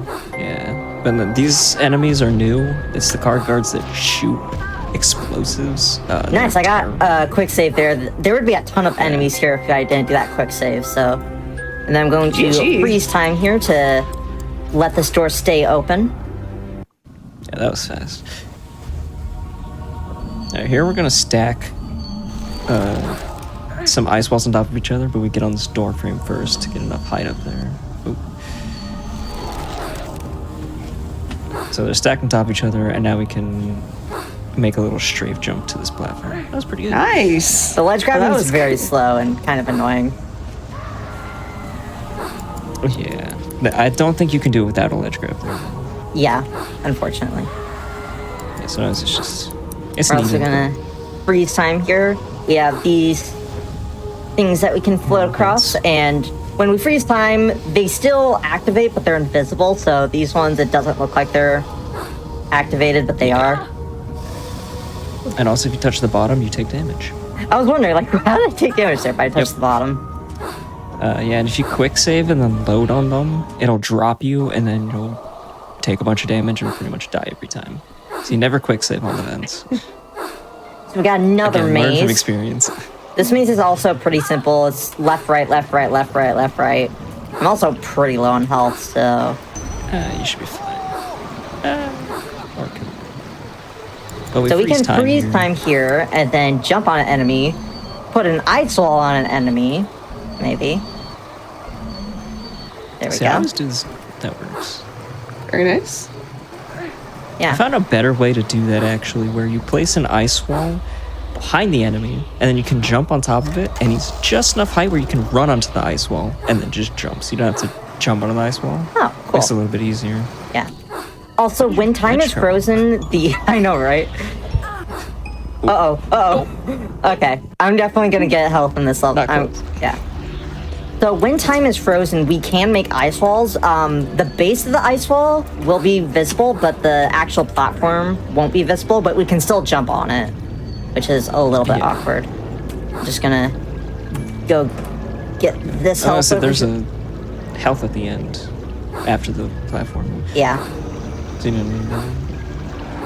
I like to Better get it just in save. case. Yeah. Yeah,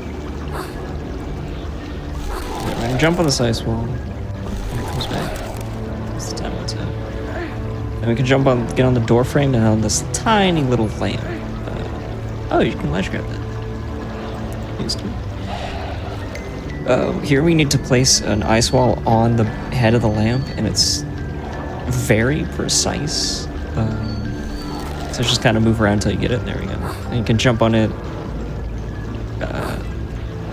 turn around, get a ledge grab, and then jump across the platform. And that saves, doing any puzzle, because we're not smart enough at it. Just kidding. Isn't smart enough for that, but I would.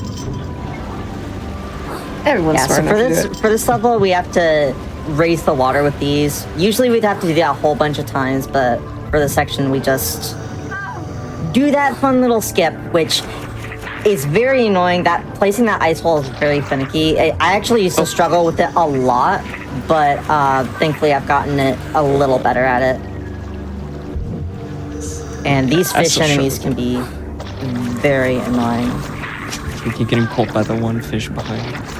Can you stop They're very licky today. Stop it with your tongues.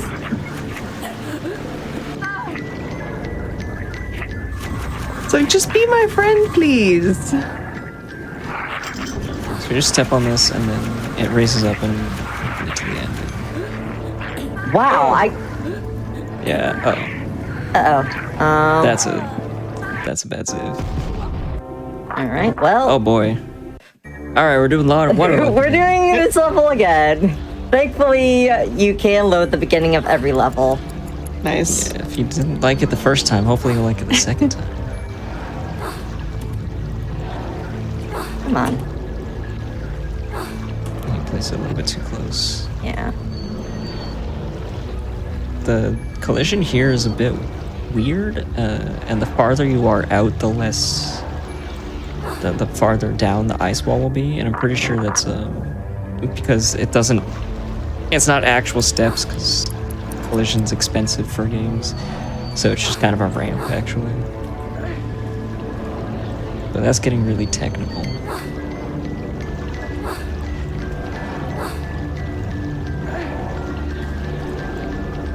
That was a weird ledge grab I got. Yeah. If it works, it works.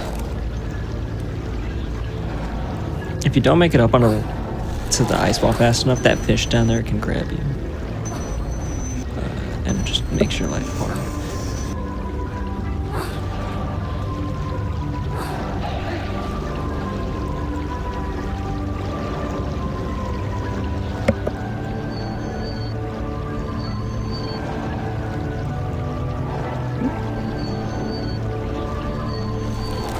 There we go. Yeah, that's typically how it goes. Just keep trying the ice wall until it works. Very nice. Sometimes if your angle is bad, it'll just not go and you waste 5 minutes. Oh no.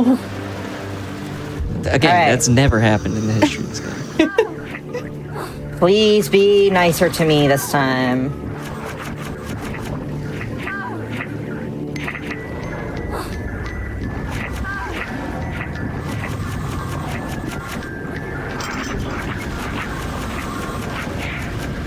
Oh, that's close.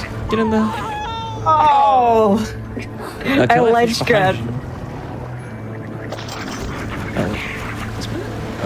If you kill the Okay. fish behind you at the start, then you can get Okay. first. Yeah, buds. Okay, I have more health now, There so we this go. should be. Yeah. Oh, that was Ooh, good jump Yeah, too. that's, The jump was okay, like, oh. finally. There we go. Jump's like, oh, you have Alright. health now, so we'll just give you the jump right away. I don't know if you could hear, but I was clapping. E. Okay. Now we're on this cool steampunk level. Yeah, These next grab couple of levels are very cool, art and theme wise. These little devil guys walking around. I wouldn't usually kill this guy, but I need extra health. Yeah, you do get a big health later on. Yeah. Do a nice little strafe jump there. That saves a bunch of time. I would like go into this castle and the inner workings. There are these Clip wheels. through. Yeah. You can clip through sometimes. It's a little bit finicky for it to work. Yeah, I think you need a wider angle on that one. Yeah. But yeah, sometimes it'll just do like a single point of damage and pop you through the other side. Just like, okay. All right. See, I always gotta go for it. Because why? And now we get another skip. Ooh, That was crazy. I almost got boosted onto here. Usually I ledge grab that, but actually, I've never seen it. I've also never seen a ledge grab. Or I've ledge grabbed there, but I've never been able to pull myself up, so. Something of a skill issue. another big skip thanks to the ice walls. Yeah, You can that see skipped a how ton. broken the ice wand really is.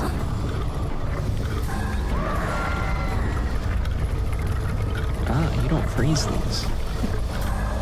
You can freeze these gears and just run under them. Oh yeah, I guess I could do time. that. Yeah. Alright, this level's very cool. I love this level so much. We're inside a big clock. And we're going to freeze time at a certain time, at a specific point, so that the platforms will line up later. This one's yeah, this level's very cool. About there. That was later. Might be too early, but it might be fine. That looks fine.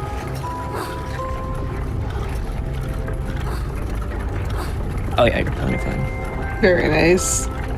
Yeah, we freeze it so that that platform is able to ledge grab. If you freeze it too early, you won't be able to ledge grab up there. Now we just gotta wait for time to unfreeze and then make our way further. One more mini skip. Which is a big jump onto this Oh, this is a skip? small beam. I thought this was casual. Yeah, you're supposed to. No, you're supposed to jump onto. You think a straight jump like this is Never casual? mind. What? I don't know what I'm talking about. You're supposed to jump on another cog, so it saves a couple seconds. It's the casual route, but we just skip a jump or two. All right. So, do you want to explain the the big wand, the Jabberwock wand, and the Jessa thing. Yeah. So there's a trick called Jessa.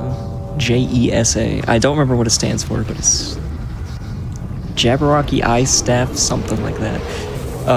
And what happens is if you activate it for a split second, we use the scroll wheel and we just tick it down 1, then it'll fire constantly like this. And there's also a secondary ability that we can do, which is the missiles that come down. And the missiles, we can get them to use up less mana if we use Jessa. So it'll just do a ton of damage and absolutely melt the boss. The only problem is that it does some weird things with your camera. So you have to aim terribly. Yeah. Is it dead? Oh, not dead.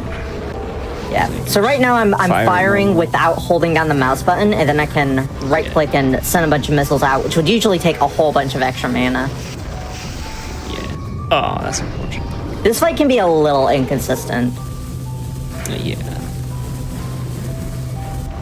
Usually it either goes very fast or very bad. A couple minutes. When it burns you, then Alice does a burning animation, and then you're not aiming correctly with Jessa anymore. There we go. Based off her hand positions. Now hopefully I won't die. Get help. Oh. You should... Come on. So the missiles actually target you. Somehow I managed to eventually dodge those. Yeah. It can be really annoying. But the worst part about it is that if you quick save while you have Jessa activated, the game will crash 100% of the time. So you want to be very careful with quick saving, quick loading while...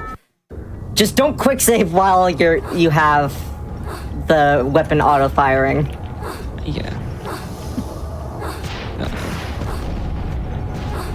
It's annoying. All right, we only have a couple levels left. We are nearing the Queen of Hearts. Also, yeah, we've been trying to get to the Queen of Hearts this whole time. Like our end goal. Oof. Oh, that was rough. Okay, we have health up here. Yeah, so we're outside the Queen's castle. This is supposed to be like a gauntlet run with all these enemies, but we can just jump on collision on the outside and get around them. And there's things that give you armor on the outside, so they knew that this existed. So it's just a shortcut. There's also a thing that nobody knows about here because I created it, where you can go around the other side. Jumping onto that, like, raise your lamp can be really tricky. Mm-hmm. I've messed that up a bunch, so I just go around to the outside and makes it 100% consistent and free. Nice. And nobody knows about it, so heading straights. No one knows about it, as it's said during a live stream. Oh, nobody's seen it. I haven't submitted my PB, which is the only recorded proof of it. That's fair. So there's a big skip that we could do with an infinite ice wall climb, and then on top of that, getting a big damage boost from a rocket that they shoot. It's terrible. I don't want to put it in. So we'll just do it the casual way, but fast. I haven't even attempted to learn it, to be honest. Because I don't think it was the world record loses. I don't think it was in the world record when I first learned this game. No, but then it was, yeah. A lot of the strats that I do, I learned from like the world record. So a lot of the newer strats that Bam knows of, I actually have not learned yet. Yeah. The infinite ice wall climbing is one of the big ones, but the world record even lost like almost a minute to trying to get the boost off the rocket, so it's very hard. I'm using the ice wand here to prevent ledge grabbing. I'm gonna... I didn't know about that. This save load's a little bit tricky. I'm trying to prevent these enemies from... I think you're doing it too early. still too. You want to be like over the bricks.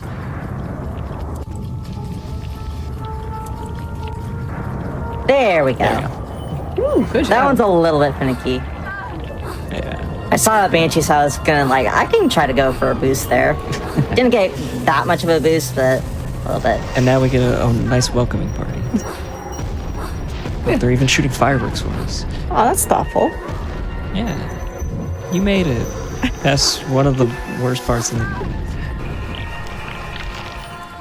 All right, so do you want to explain the puzzle for this section? Yeah, so this puzzle is very weird. But we're now in the castle, and what we've got to do is we've got to change a mirror's position to face a certain picture. And then there's 3 spots, and we have to go to each of the spots and shoot the correct picture. But if we smash enter on our keyboard, just absolutely mash the crap out of it, we can do 2 at one time. You're only supposed to do 1 at a time. So we just triggered 2 of them, so now we can go and clear 2 of the pictures. And what we're going to do is when we hit a picture, we're actually going to hit the wrong one first, except for the first one. When you hit the wrong one, it teleports you back. But you have enough time to hit the correct one and it'll correctly trigger. So we just get a free teleport back by missing and then doing the puzzle. So, kind of task failed successfully. So that first one, we just hit the correct one. And then for this one, we were supposed to hit one of the paintings on the side, but I'm going to hit the center one first. Yeah. That looks like a dog. It's not a dog, but tell me that's not a dog. Legally distinct dog. All right, so that painting disappeared, so I got it. So I hit the painting on the left, but right before that, I hit the painting on the center to teleport back. Yeah, and if you look back, you can make sure that you got them. Yeah. In one of my PBs, I actually missed the painting correctly, and it cost me about like a minute and a half, because you have to go all the way back for it.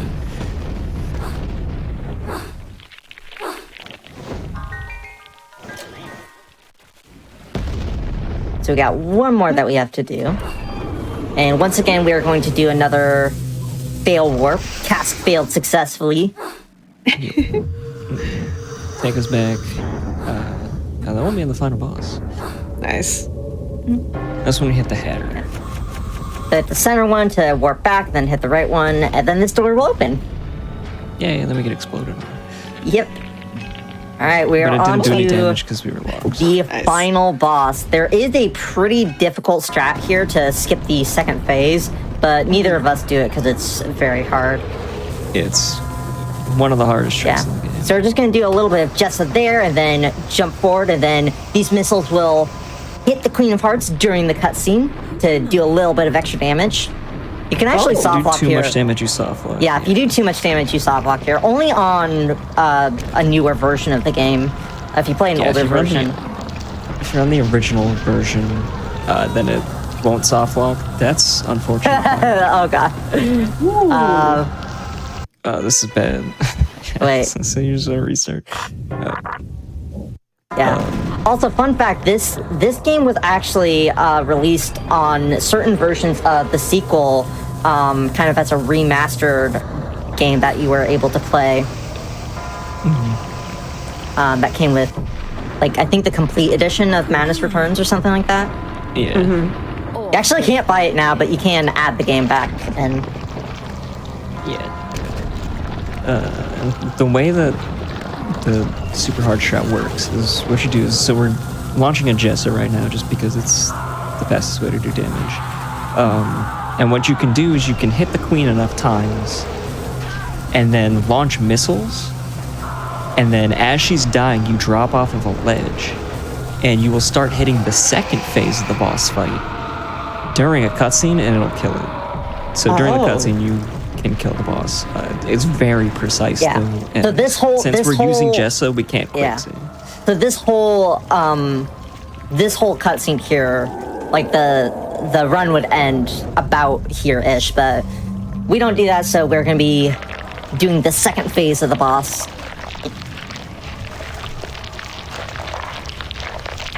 Got a nice gory cutscene here that we get to watch.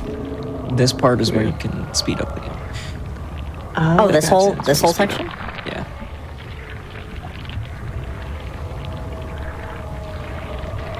Oh, it turns out we are the Queen of Hearts. Oh, well done. What a twist! All of this was in our head the whole time. It wasn't the guy that we're in the mouth of. No, it was us. So now we're gonna get a really creepy second phase of a monstrosity. But we have a pretty cool strat for it. I want to explain that while we're sitting here.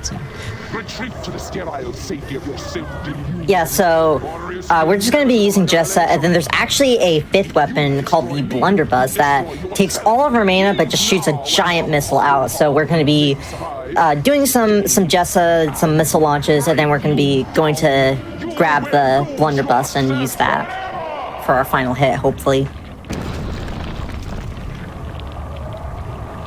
The Blunderbuss is only found in this boss fight, and it's kind of hidden. Yeah. So it's kind of cool. Whoa, it's so scary. That is too many arms. That is a lot of tentacles. That's just a lot. A lot. There's not enough. I'm a big fan of octopuses, so this is not enough arms.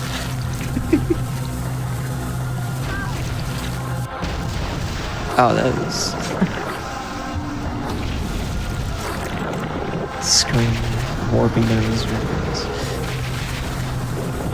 So more Jesse here. Launch missiles as it's going down, usually. And then we'll drop off this ledge. There's a blunderbuss. If we pick it up, and then we can teleport back, and then just kaboom. And then it's dead. Oh, all right, time is coming up in just a little bit. I think it's dead. There we go. All right, Yeah, nice. Time is when the final cutscene starts playing. And she explodes into a bunch of meat. Oh, Yum, yum, yum. Delicious. it's raining. And time. GG. And we get to watch this wonderful cutscene in glorious 240p or 140p Yes. or whatever. Because this game is from the year 2000 when disk space was not as much of a thing. Oh, Yeah, bless you, that 244. was American McGee's Alice. That was actually a pretty good run. This was a ton of fun. Thank you so much, GDQ Hotfix, for having us. This was a ton of fun. And yeah, and both of you, where can they find you? Where do you stream? What are you currently playing? Yeah, so you can find me, IzzyHope58, on Twitch. I run a lot of Pixar games and movie-based games. I also run this every now and then. I run a ton of games. Currently, I'm working on running the Inside Out video game from Disney Infinity, so check me out there. Run a ton of awesome movie games.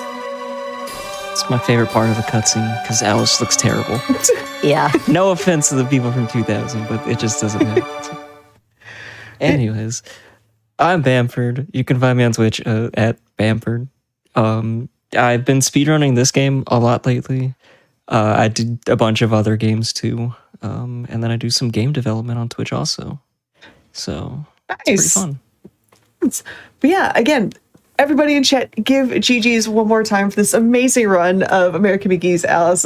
I saw some trip down memory lane comments. Big same, 100% big same. But before we take our second and final hydration break, I have a task for you, chat. Listen up, and the friends at home that are watching elsewhere.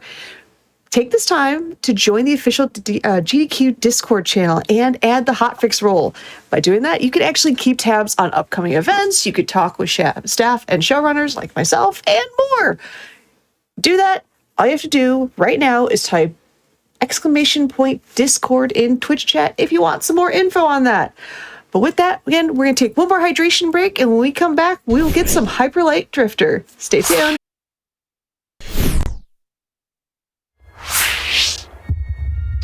Hello, friends, and welcome back to the final run of today's Express Lane. Before we head over to that, I have a couple more things I gotta let you know about. First and foremost, Games Done Quick Express is returning to TwitchCon, and it's going to be from September 20th to September 22nd.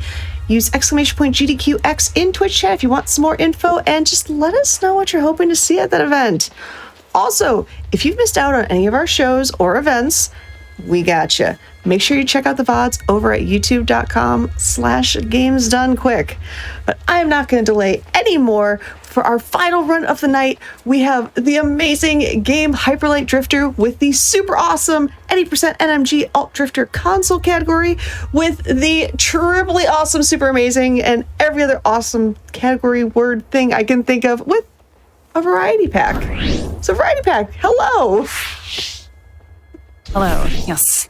My name is A Variety Pack, and today we'll be doing Hyperlight Drifter. Any percent new major glitches, Alt Drifter. With me, I am joined by Mechanical Snail, a top runner of this game, if you'd like to say hello. Hello, I'm Snail. I run this game on PC. Yes, the console categories are things that have been added fairly recently in this game's, in this speedrun game's history. As some of you are probably very familiar, the Hyperlight Drifter has a storied history in GDQ events, both on and off main stage. So it is my hope to live up to that at least a little bit, since I'm a fairly novice runner. But I'll do my best and I'll have a good time doing it. Yeah. All right. So time will begin as soon as I hit the start button. In 5, 4, 3, 2, 1, go. Good luck. Thank you very much. All right, so Hyperlight Drifter is a game that essentially has 3 things in it. You can shoot, you can slash, and you can dash. The interesting thing about this game is that you get to sort of do those in a number of unique combinations. For example, you're seeing me dash currently, and slashing, or at least in our case, attacking, is going to be super important, as we also have access to a pistol. There are 7 additional guns that we can get, but we're only going to be using our pistol. There are 4 areas of the game that we must traverse: north, south, east, and west, and we're going to begin with north just because it gives us a lot of materials that we'll actually need as we end up through the speedrun. However, first we're going to be exhibiting something really interesting that we can do with our guns and our attacks. Snail, if you'd like to describe what plinking is. Right, so our gun has very low cooldowns on end lag, and so essentially we are able to shoot the gun and then instantly use a melee attack. And that's really nice because in this game the melee attacks are how we regain our gun ammo. And so we can essentially do 2 attacks at once, doubling our DPS and maintaining our ammo to full. So we can really melt through enemies with that combination of attacks. And it's a good thing, Nice. too. Otherwise, this run becomes a little bit of a slog. Now, something that's a little bit difficult when you're running this game, or even playing this game casually, is sort of knowing when you're going to be snapping to ledges. The dashes that I'm currently doing are, it looks like I'm just being extremely precise with where I land. However, this game has a sort of auto system in terms for its ledge grabs, which is helpful sometimes, but it can be a little bit off-putting when you are in a situation where you would like to go somewhere and the game just doesn't quite recognize that. So it's a little bit of an uphill battle with it sometimes. Like that, for example. Very cool. Gotcha. The game knew you were talking about it and said, Yeah. here. Well, it won't be the last time, I promise. And one additional thing that we should definitely mention at the very beginning of this run is I am doing this on what is called the Alt Drifter. She is a alternate character that you can unlock, I believe, after you complete the first run of the Standard Drifter, and it has some very important differences. The attack is a little bit different. Instead of a slash, we're going to be doing a bit of a stab. It has further range and is a bit of a faster attack, the downside being that you don't get as big of a slash or a range as you might expect from the normal drifter. However, the biggest change, I would say, is that you only have 3 health as opposed to 5 on the standard drifter.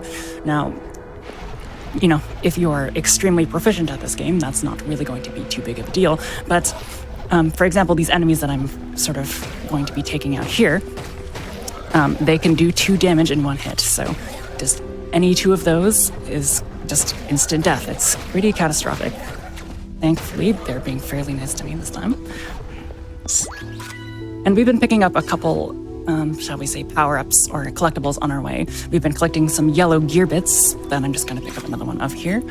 We need a total of 12 of them, and 4 of them create a big full gear. So, you can do the math. 12 divided by 4 is 3. Here's yet another one. Additionally, in that past room, we picked up a key. There are, you said 17 keys now?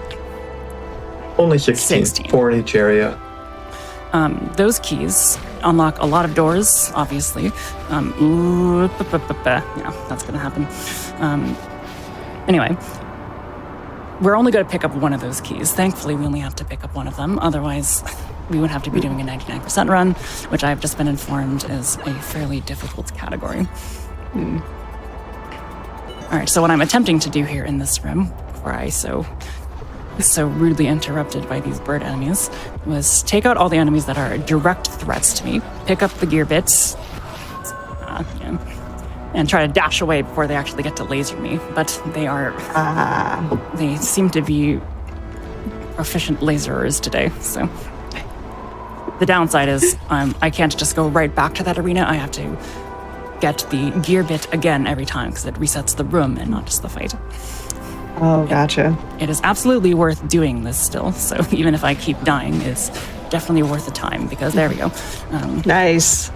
The reason that we pick north first is because all of the gear bits are very thankfully on the road to the boss. So we don't have to do any extraneous movement. East is technically a bit of an easier area than north, perhaps. However, the downside is that we don't get the gear bits immediately. And we're going to be purchasing one particular skill called the chain dash. And we will absolutely need that to actually go fast in this game. In that particular arena, you saw me do a little bit of a congratulations, you won the fight victory animation. And we can skip that. It is possible to skip that. It is not nearly as difficult or unsafe to do if you are playing with the normal drifter because you have 5 health. Mechanical Snail, if you'd like to sort of explain the normal way that you're supposed to do that. When you finish a tough arena, like there's a few of them in the game, you'll do a little sword twirl, but you can interrupt that animation by taking damage. And so in that room, we would just wait for a ranged attack from one of the enemies to enter the air right before we finish the arena, and then that will reach us right when we're in the animation. But on Alt Drifter, it is pretty spooky. It is very spooky. So since I have died, I think 2 or 3 times already, I decided to not jeopardize my estimate even more than it already is. All right, here we go. That's okay. That's not okay. Unfortunate. No worries. If I wanted to be extremely safe, I could have healed in that room, but I'm gonna attempt to be a little bit unsafe because I only have 1 health bit, and there is something that I would like to use it for later. Never mind, this is a perfect time to use it. There we go. Step on the switch, bring down the walls, and we got some more bird friends.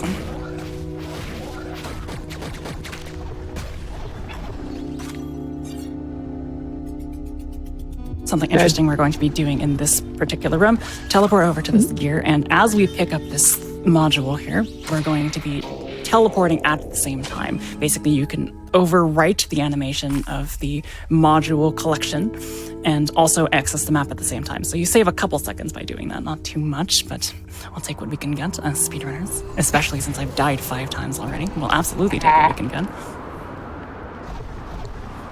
We're coming up to our 3rd module here, just for free in this room. Each area, northeast, south, and west, have 8 in the hidden somewhere, and we only need 4 for the speed run. And after we get our 3rd, we'll have access to the area boss. Nice. Interesting. So then we'll please.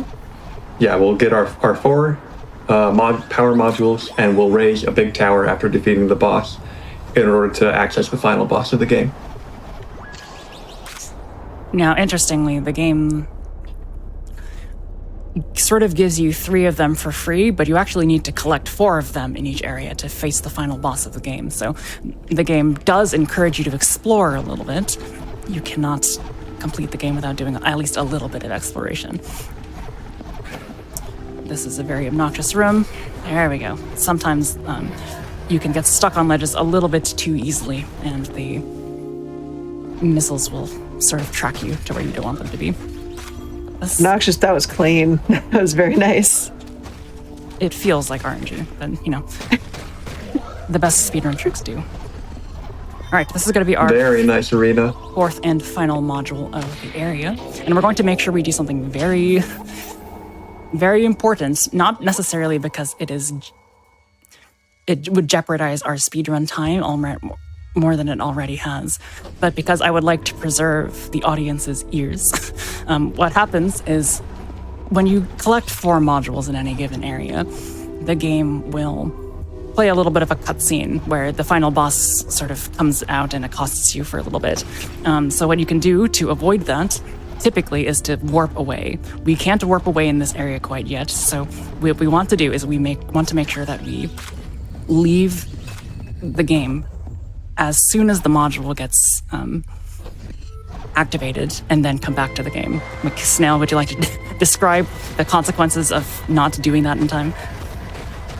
Yeah, if you wait too long to leave the game after you collect your 4th module, the cutscene will begin, and if you exit the cutscene while it's playing, the audio will loop, and we will have some very dissonant chords gouging out our ears for the rest of the run. Yes. It's not a good time.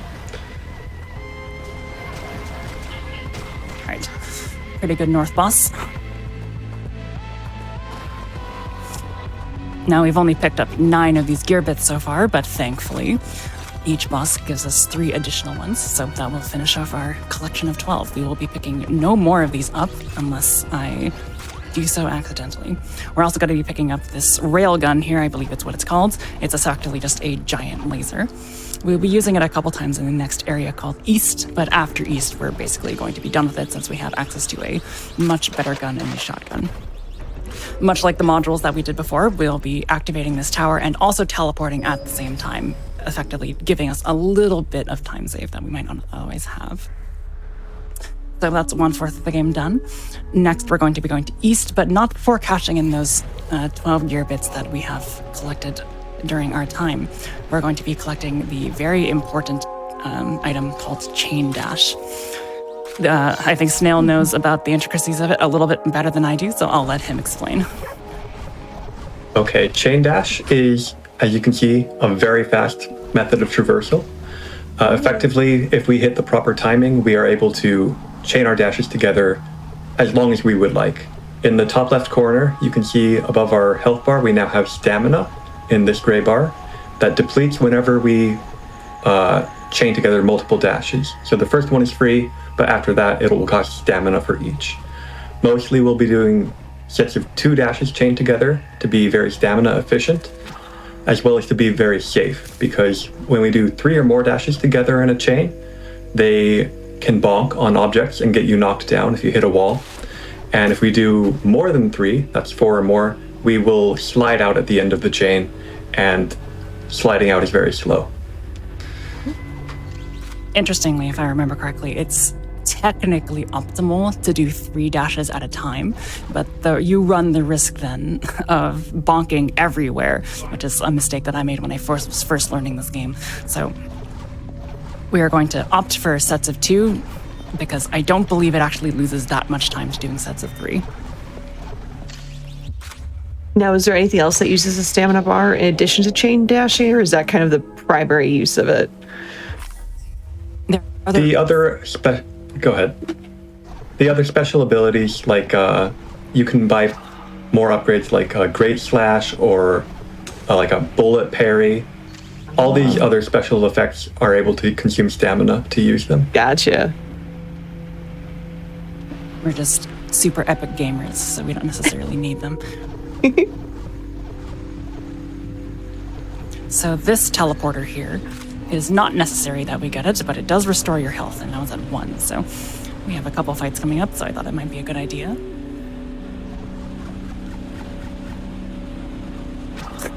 Okay, never mind. They patched ice physics right there. It's fine.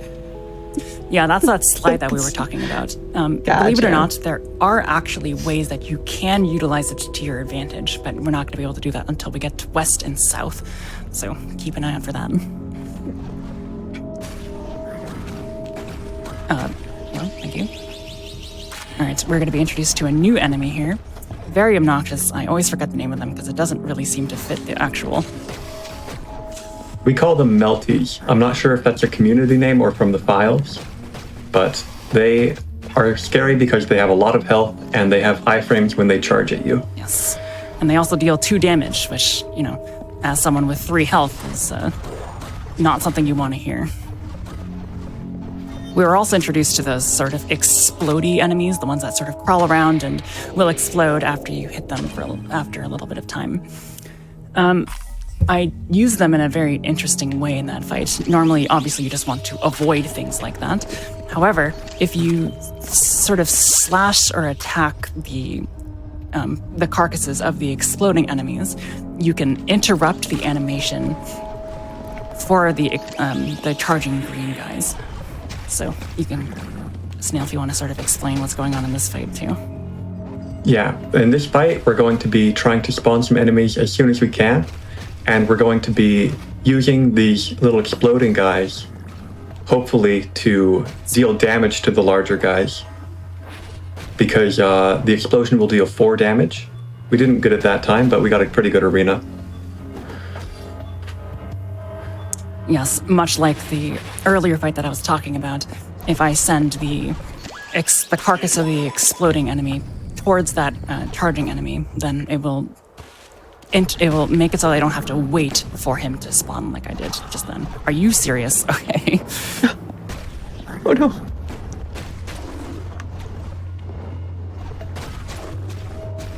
Let's just be extra safe. No reason not to be. Nice. This room is why we grabbed the key earlier. It takes 1 key to unlock the door. And it is an infamously dangerous room. But we got in very cleanly. Now let's see if we can get out cleanly. Nope. Nope. All right, let's try that again, shall we?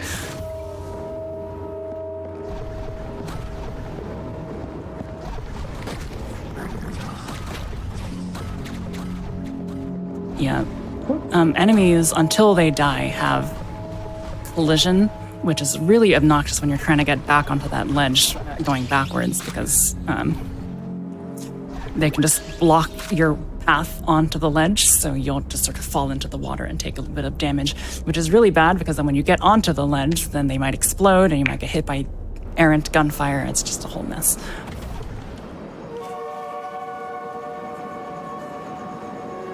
Now, my question to you really quickly is, like, I love running console versions of games. What brought you to the console version, not like the PC version per se? As just a speedrunner, I prefer a console. I did not grow up with mouse and keyboard, so if a console version is available, I will tend to gravitate towards it.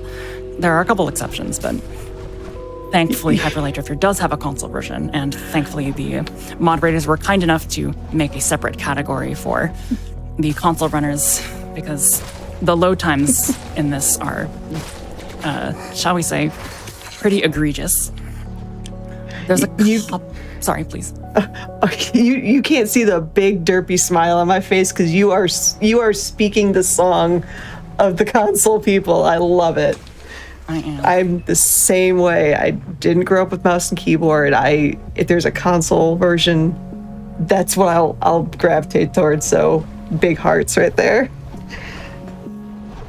All right, got a couple enemies to take out here. Let's be careful. Let's not die again, please.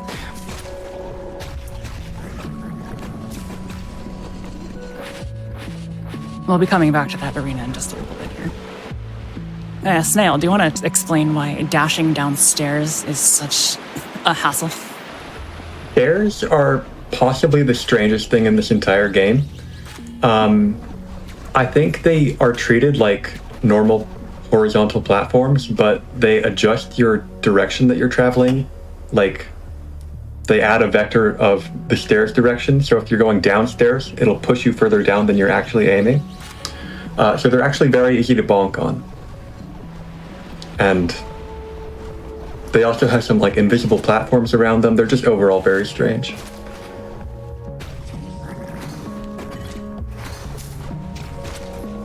Awesome. Okay, fun.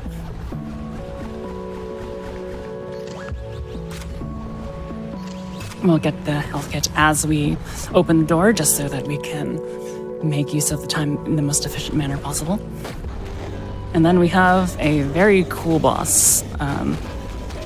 This is the Frog. This is the boss of East. And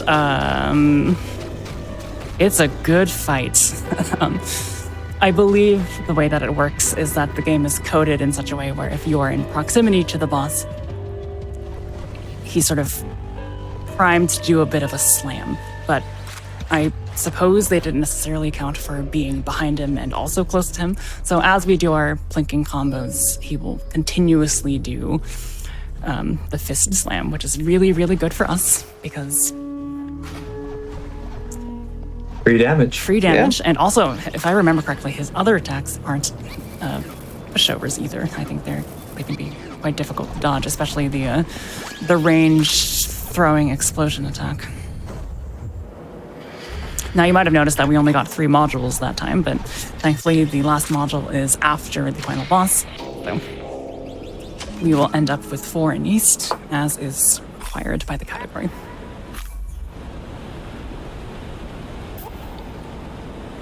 Now we move on to West, and West is a very min-maxed area, if I can describe it that way. Essentially, it is a movement test because the hitboxes for all the trees in this forest area are very strange. Sometimes they don't make total sense, but you get used to it after a while. Secondarily, however, the final fight is, in my personal opinion, one of the most difficult fights in the game. So it's extremely hard movement, no real enemy problems until, of course, you get to the final boss of the area. So it's a lot of hard things through and through. West is very large. You end up having to manage your stamina very closely in this area. And as Variety said, the trees in this area can be quite a struggle to get through cleanly. We'll see that particularly in this next room here.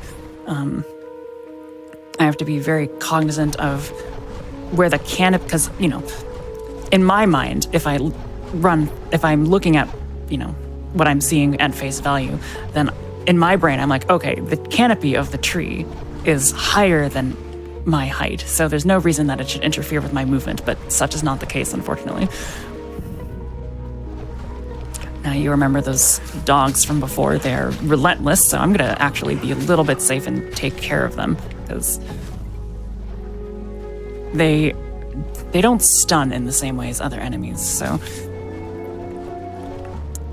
they have a leaping charge, which means that even if you deal damage to them, they're not going to really stop. They'll still hit you for 1 damage, and they have 2 health, so if you don't blink them properly, then you can be in some really big trouble. Now, thankfully, West is home to a couple of fight arena skips. That one was one of them. I think the trigger for just leaving that area is just a little bit bigger than expected. Correct me if I'm wrong, Snail. That's not considered a glitch for our purposes because they coded it that way, correct? Right, we're just touching a trigger that maybe shouldn't be there, but we didn't have to go out of bounds to get to it, so it's fair game. We'll have another one coming up at the end of this room. Yep, just sort of swivel off to the right, and the barrier just leaves for some reason, but I'm not complaining. Are you serious? Okay. I'm gonna do every Hyperlight Drifter's runner's favorite trick. There we go. Let's go, swag. Yeah, do you want to explain why that's such a, what's the word, contentious trick in the speedrun? Trying to break that crystal and go through that gap saves like a second, maybe. Okay, cool. and if you miss it, it loses more than you would save. So it's just more of a swag strat, but we love it. And it looks really cool. Yeah, if you're wondering why I just died there, I regret to inform you that was not on purpose. Because the range of our Alt Drifter's attack is fairly long, you are able to just attack it without risking death normally, but I was a little bit too close, so I did incur the splash damage from the explosion. So that was an extra death. Too bad this is a marathon run, otherwise I would be donating per death. I feel like that's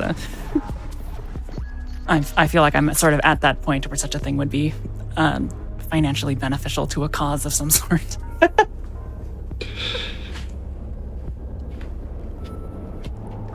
Beneficial to a cause, also not bank breaking on your end. Yeah, well.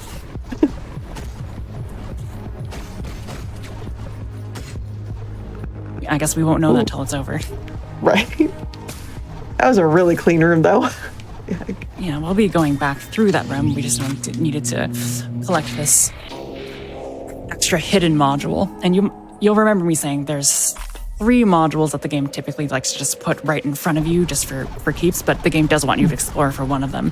We were talking about this earlier today, Snail and I think we sort of agreed that West probably has some of the more well-hidden modules, so couple that with the fact that this is a very large area where players tend to get very lost, and you got a recipe for frustration, at least for a casual player. All right, coming up is something that's going to look very cool if I can get it, but we'll see. Not quite. I'll heal just in case. Okay. Well, that was not very good. We survived. Yeah, I survived, which is the important thing, if you want to sort of explain what I was supposed to be doing there. So those spike traps that were popping up as we went over them, they will deal 2 damage, and we only have 3 health. And they will knock you down, which can get you chain hit over and over very easily. It's one of the more dangerous places in the game. So usually we'll find some lineup and try to hit some crazy full-length chain dash to get through there. Thankfully, there are no more spike traps in the rest of West for us. But we are coming up to the boss. Yes, and the boss is going to utilize a derivation of a technique that we've been using, just the standard plinks that we've had.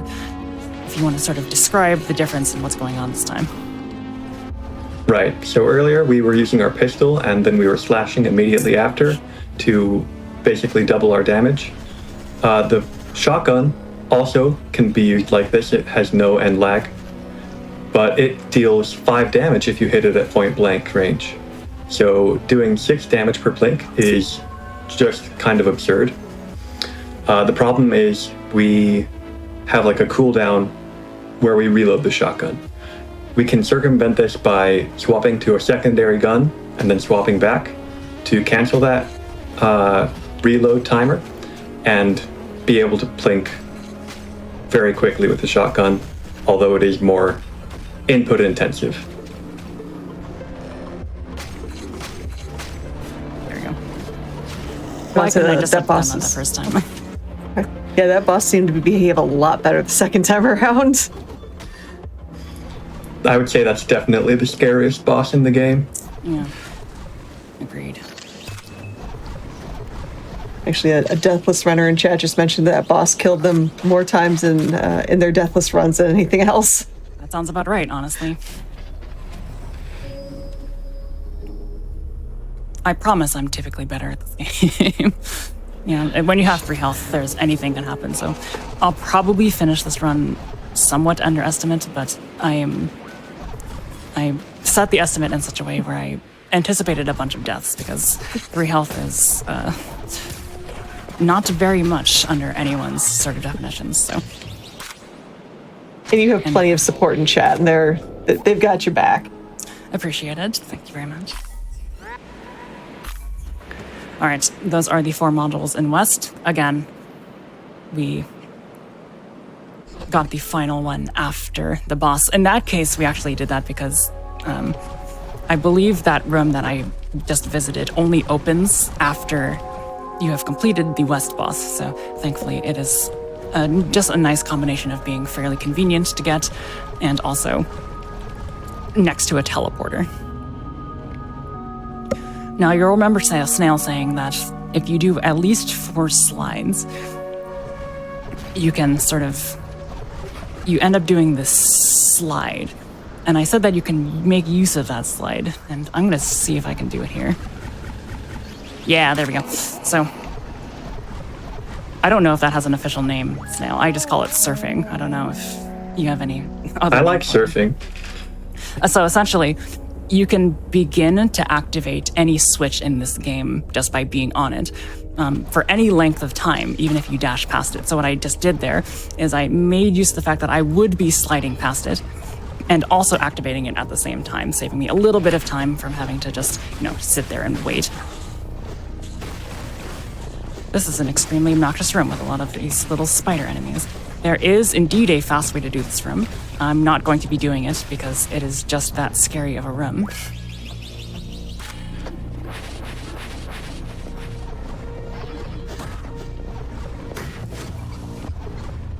And then if you want us to just sort of describe what's going on here.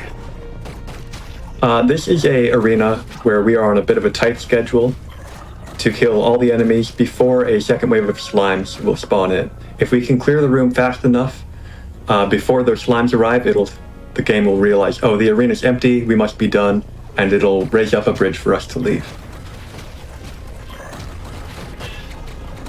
Which is going very nicely here. Yes. We were able to skip a few enemies that way. So that death that I took there was actually an intentional death. So don't add that to the counter. I failed the trick the first time, and I wanted to get it in an actual run, so I decided to take the intentional death and show it off in the way that I know that I can do it. Might as well take the time.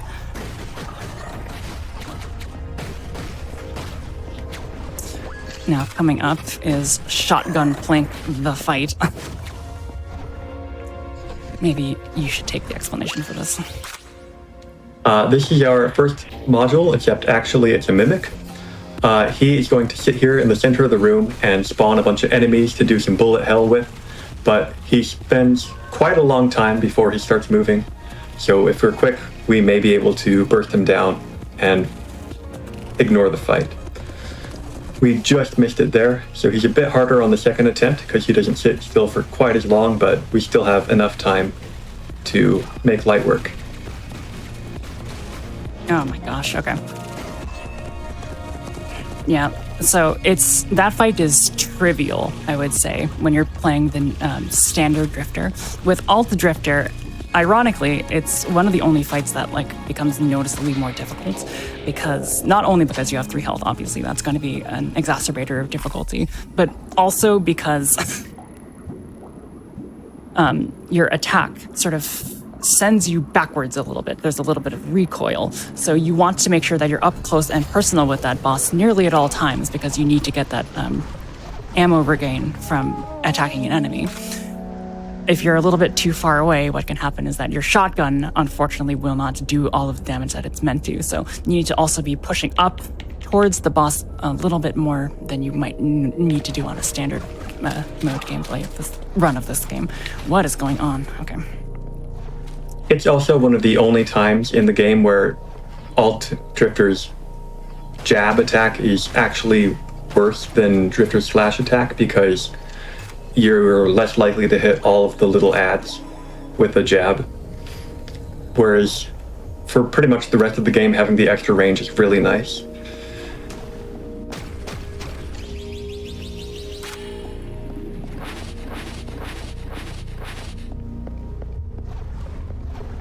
I'm going to be extremely careful with this area, because the platforms seem to be designed in such a way where if you just attempt to dash right off the platform, then it will actually hurt you. So I'm not going to fall into that game's trap, although I know it really wants me to.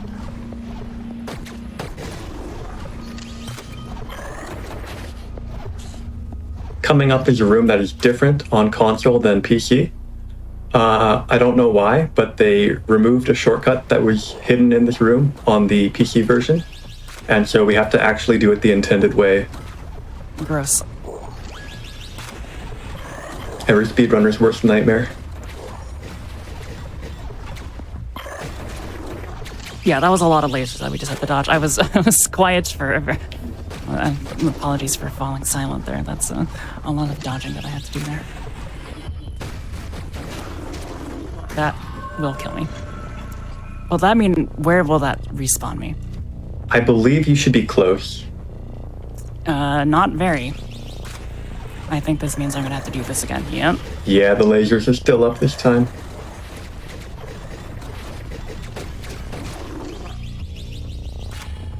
So that switch brings down the walls, but it also lets you access this little room here because we need to get another module. We need to do that little bit of exploring that I was mentioning.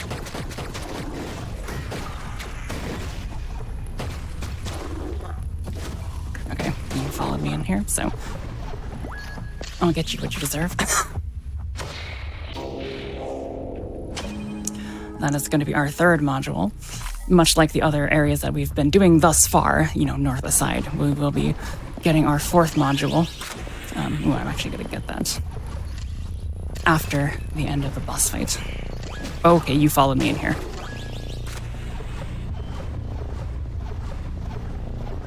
Okay, luckily there's another one right there.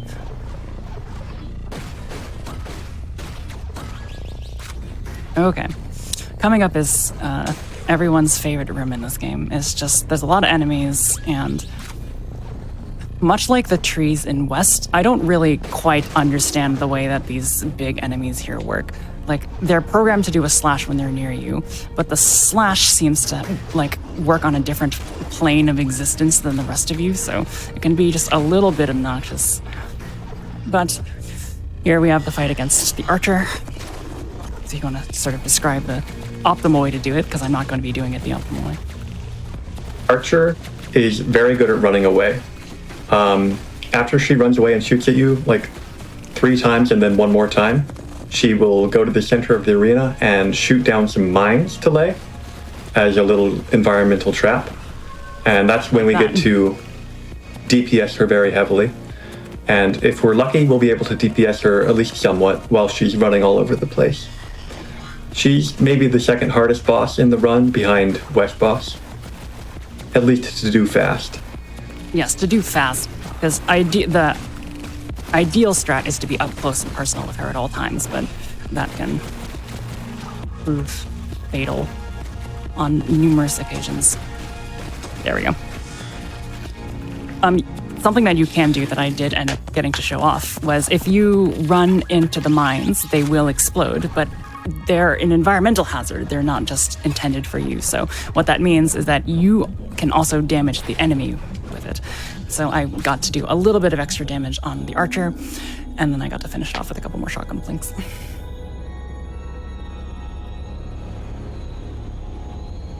All right, coming up is the final module, and I lovingly call it Death Room. So a little bit of behind the scenes info. I was originally slated to do any percent no major glitches with the standard drifter, but for whatever reason, I've been having a really, really hard time getting chain dashes. That's generally not too big of an issue in the sense that you can at least finish the run even if you don't get chain dashes. The exception being this room here. This is the only chain dash test in the game, which I have done, okay. Yeah, you have to do 14 chain dashes in a row, so. It's, I don't know, would you say that the barrier to entry in terms of learning the speedrun? Because it was for me, so I don't know if I'm just strange in that way. I would say it's definitely one of the trickier parts when you're learning, because most of the run you're just learning to dash in pairs of 2, which has a very particular timing.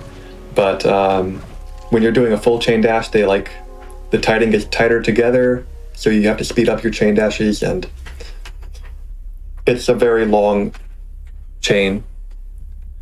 Is it the longest? So it can be tricky. Is it the longest required chain dash segment in the game? My guess There's is one that in it is, East, but I think it's shorter than that. Shorter than that, yeah. All right, so we have success. Unless you count the 800 dash challenge. Well, okay, yeah, that is true. We don't do that. Yeah.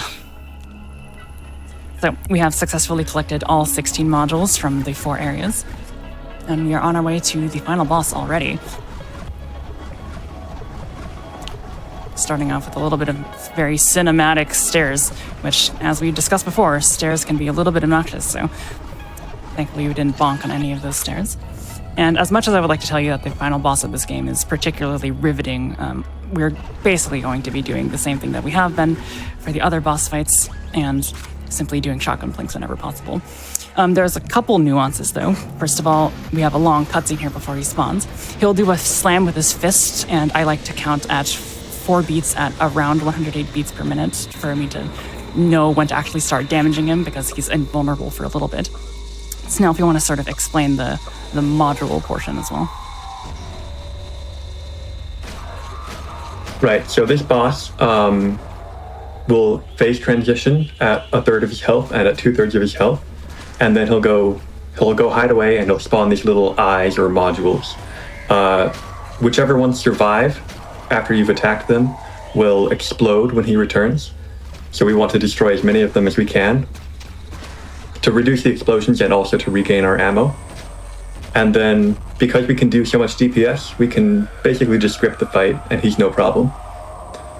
Yes, a very, very, very cool fight normally, but okay, had to get one last bonk in there. Time will be as soon as the screen fades to black. In 3, 2, 1, time. Very nice. Well, I wouldn't say that. We got to the end. That's what matters, I suppose.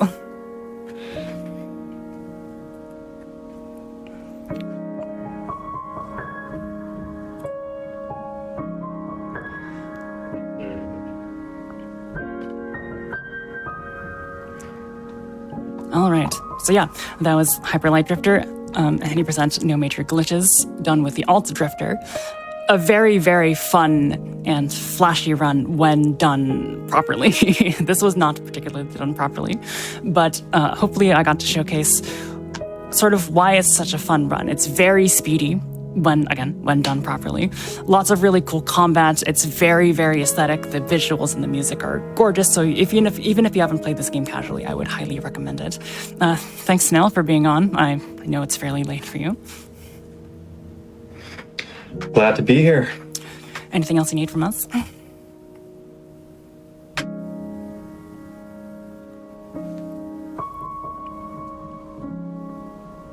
Hello?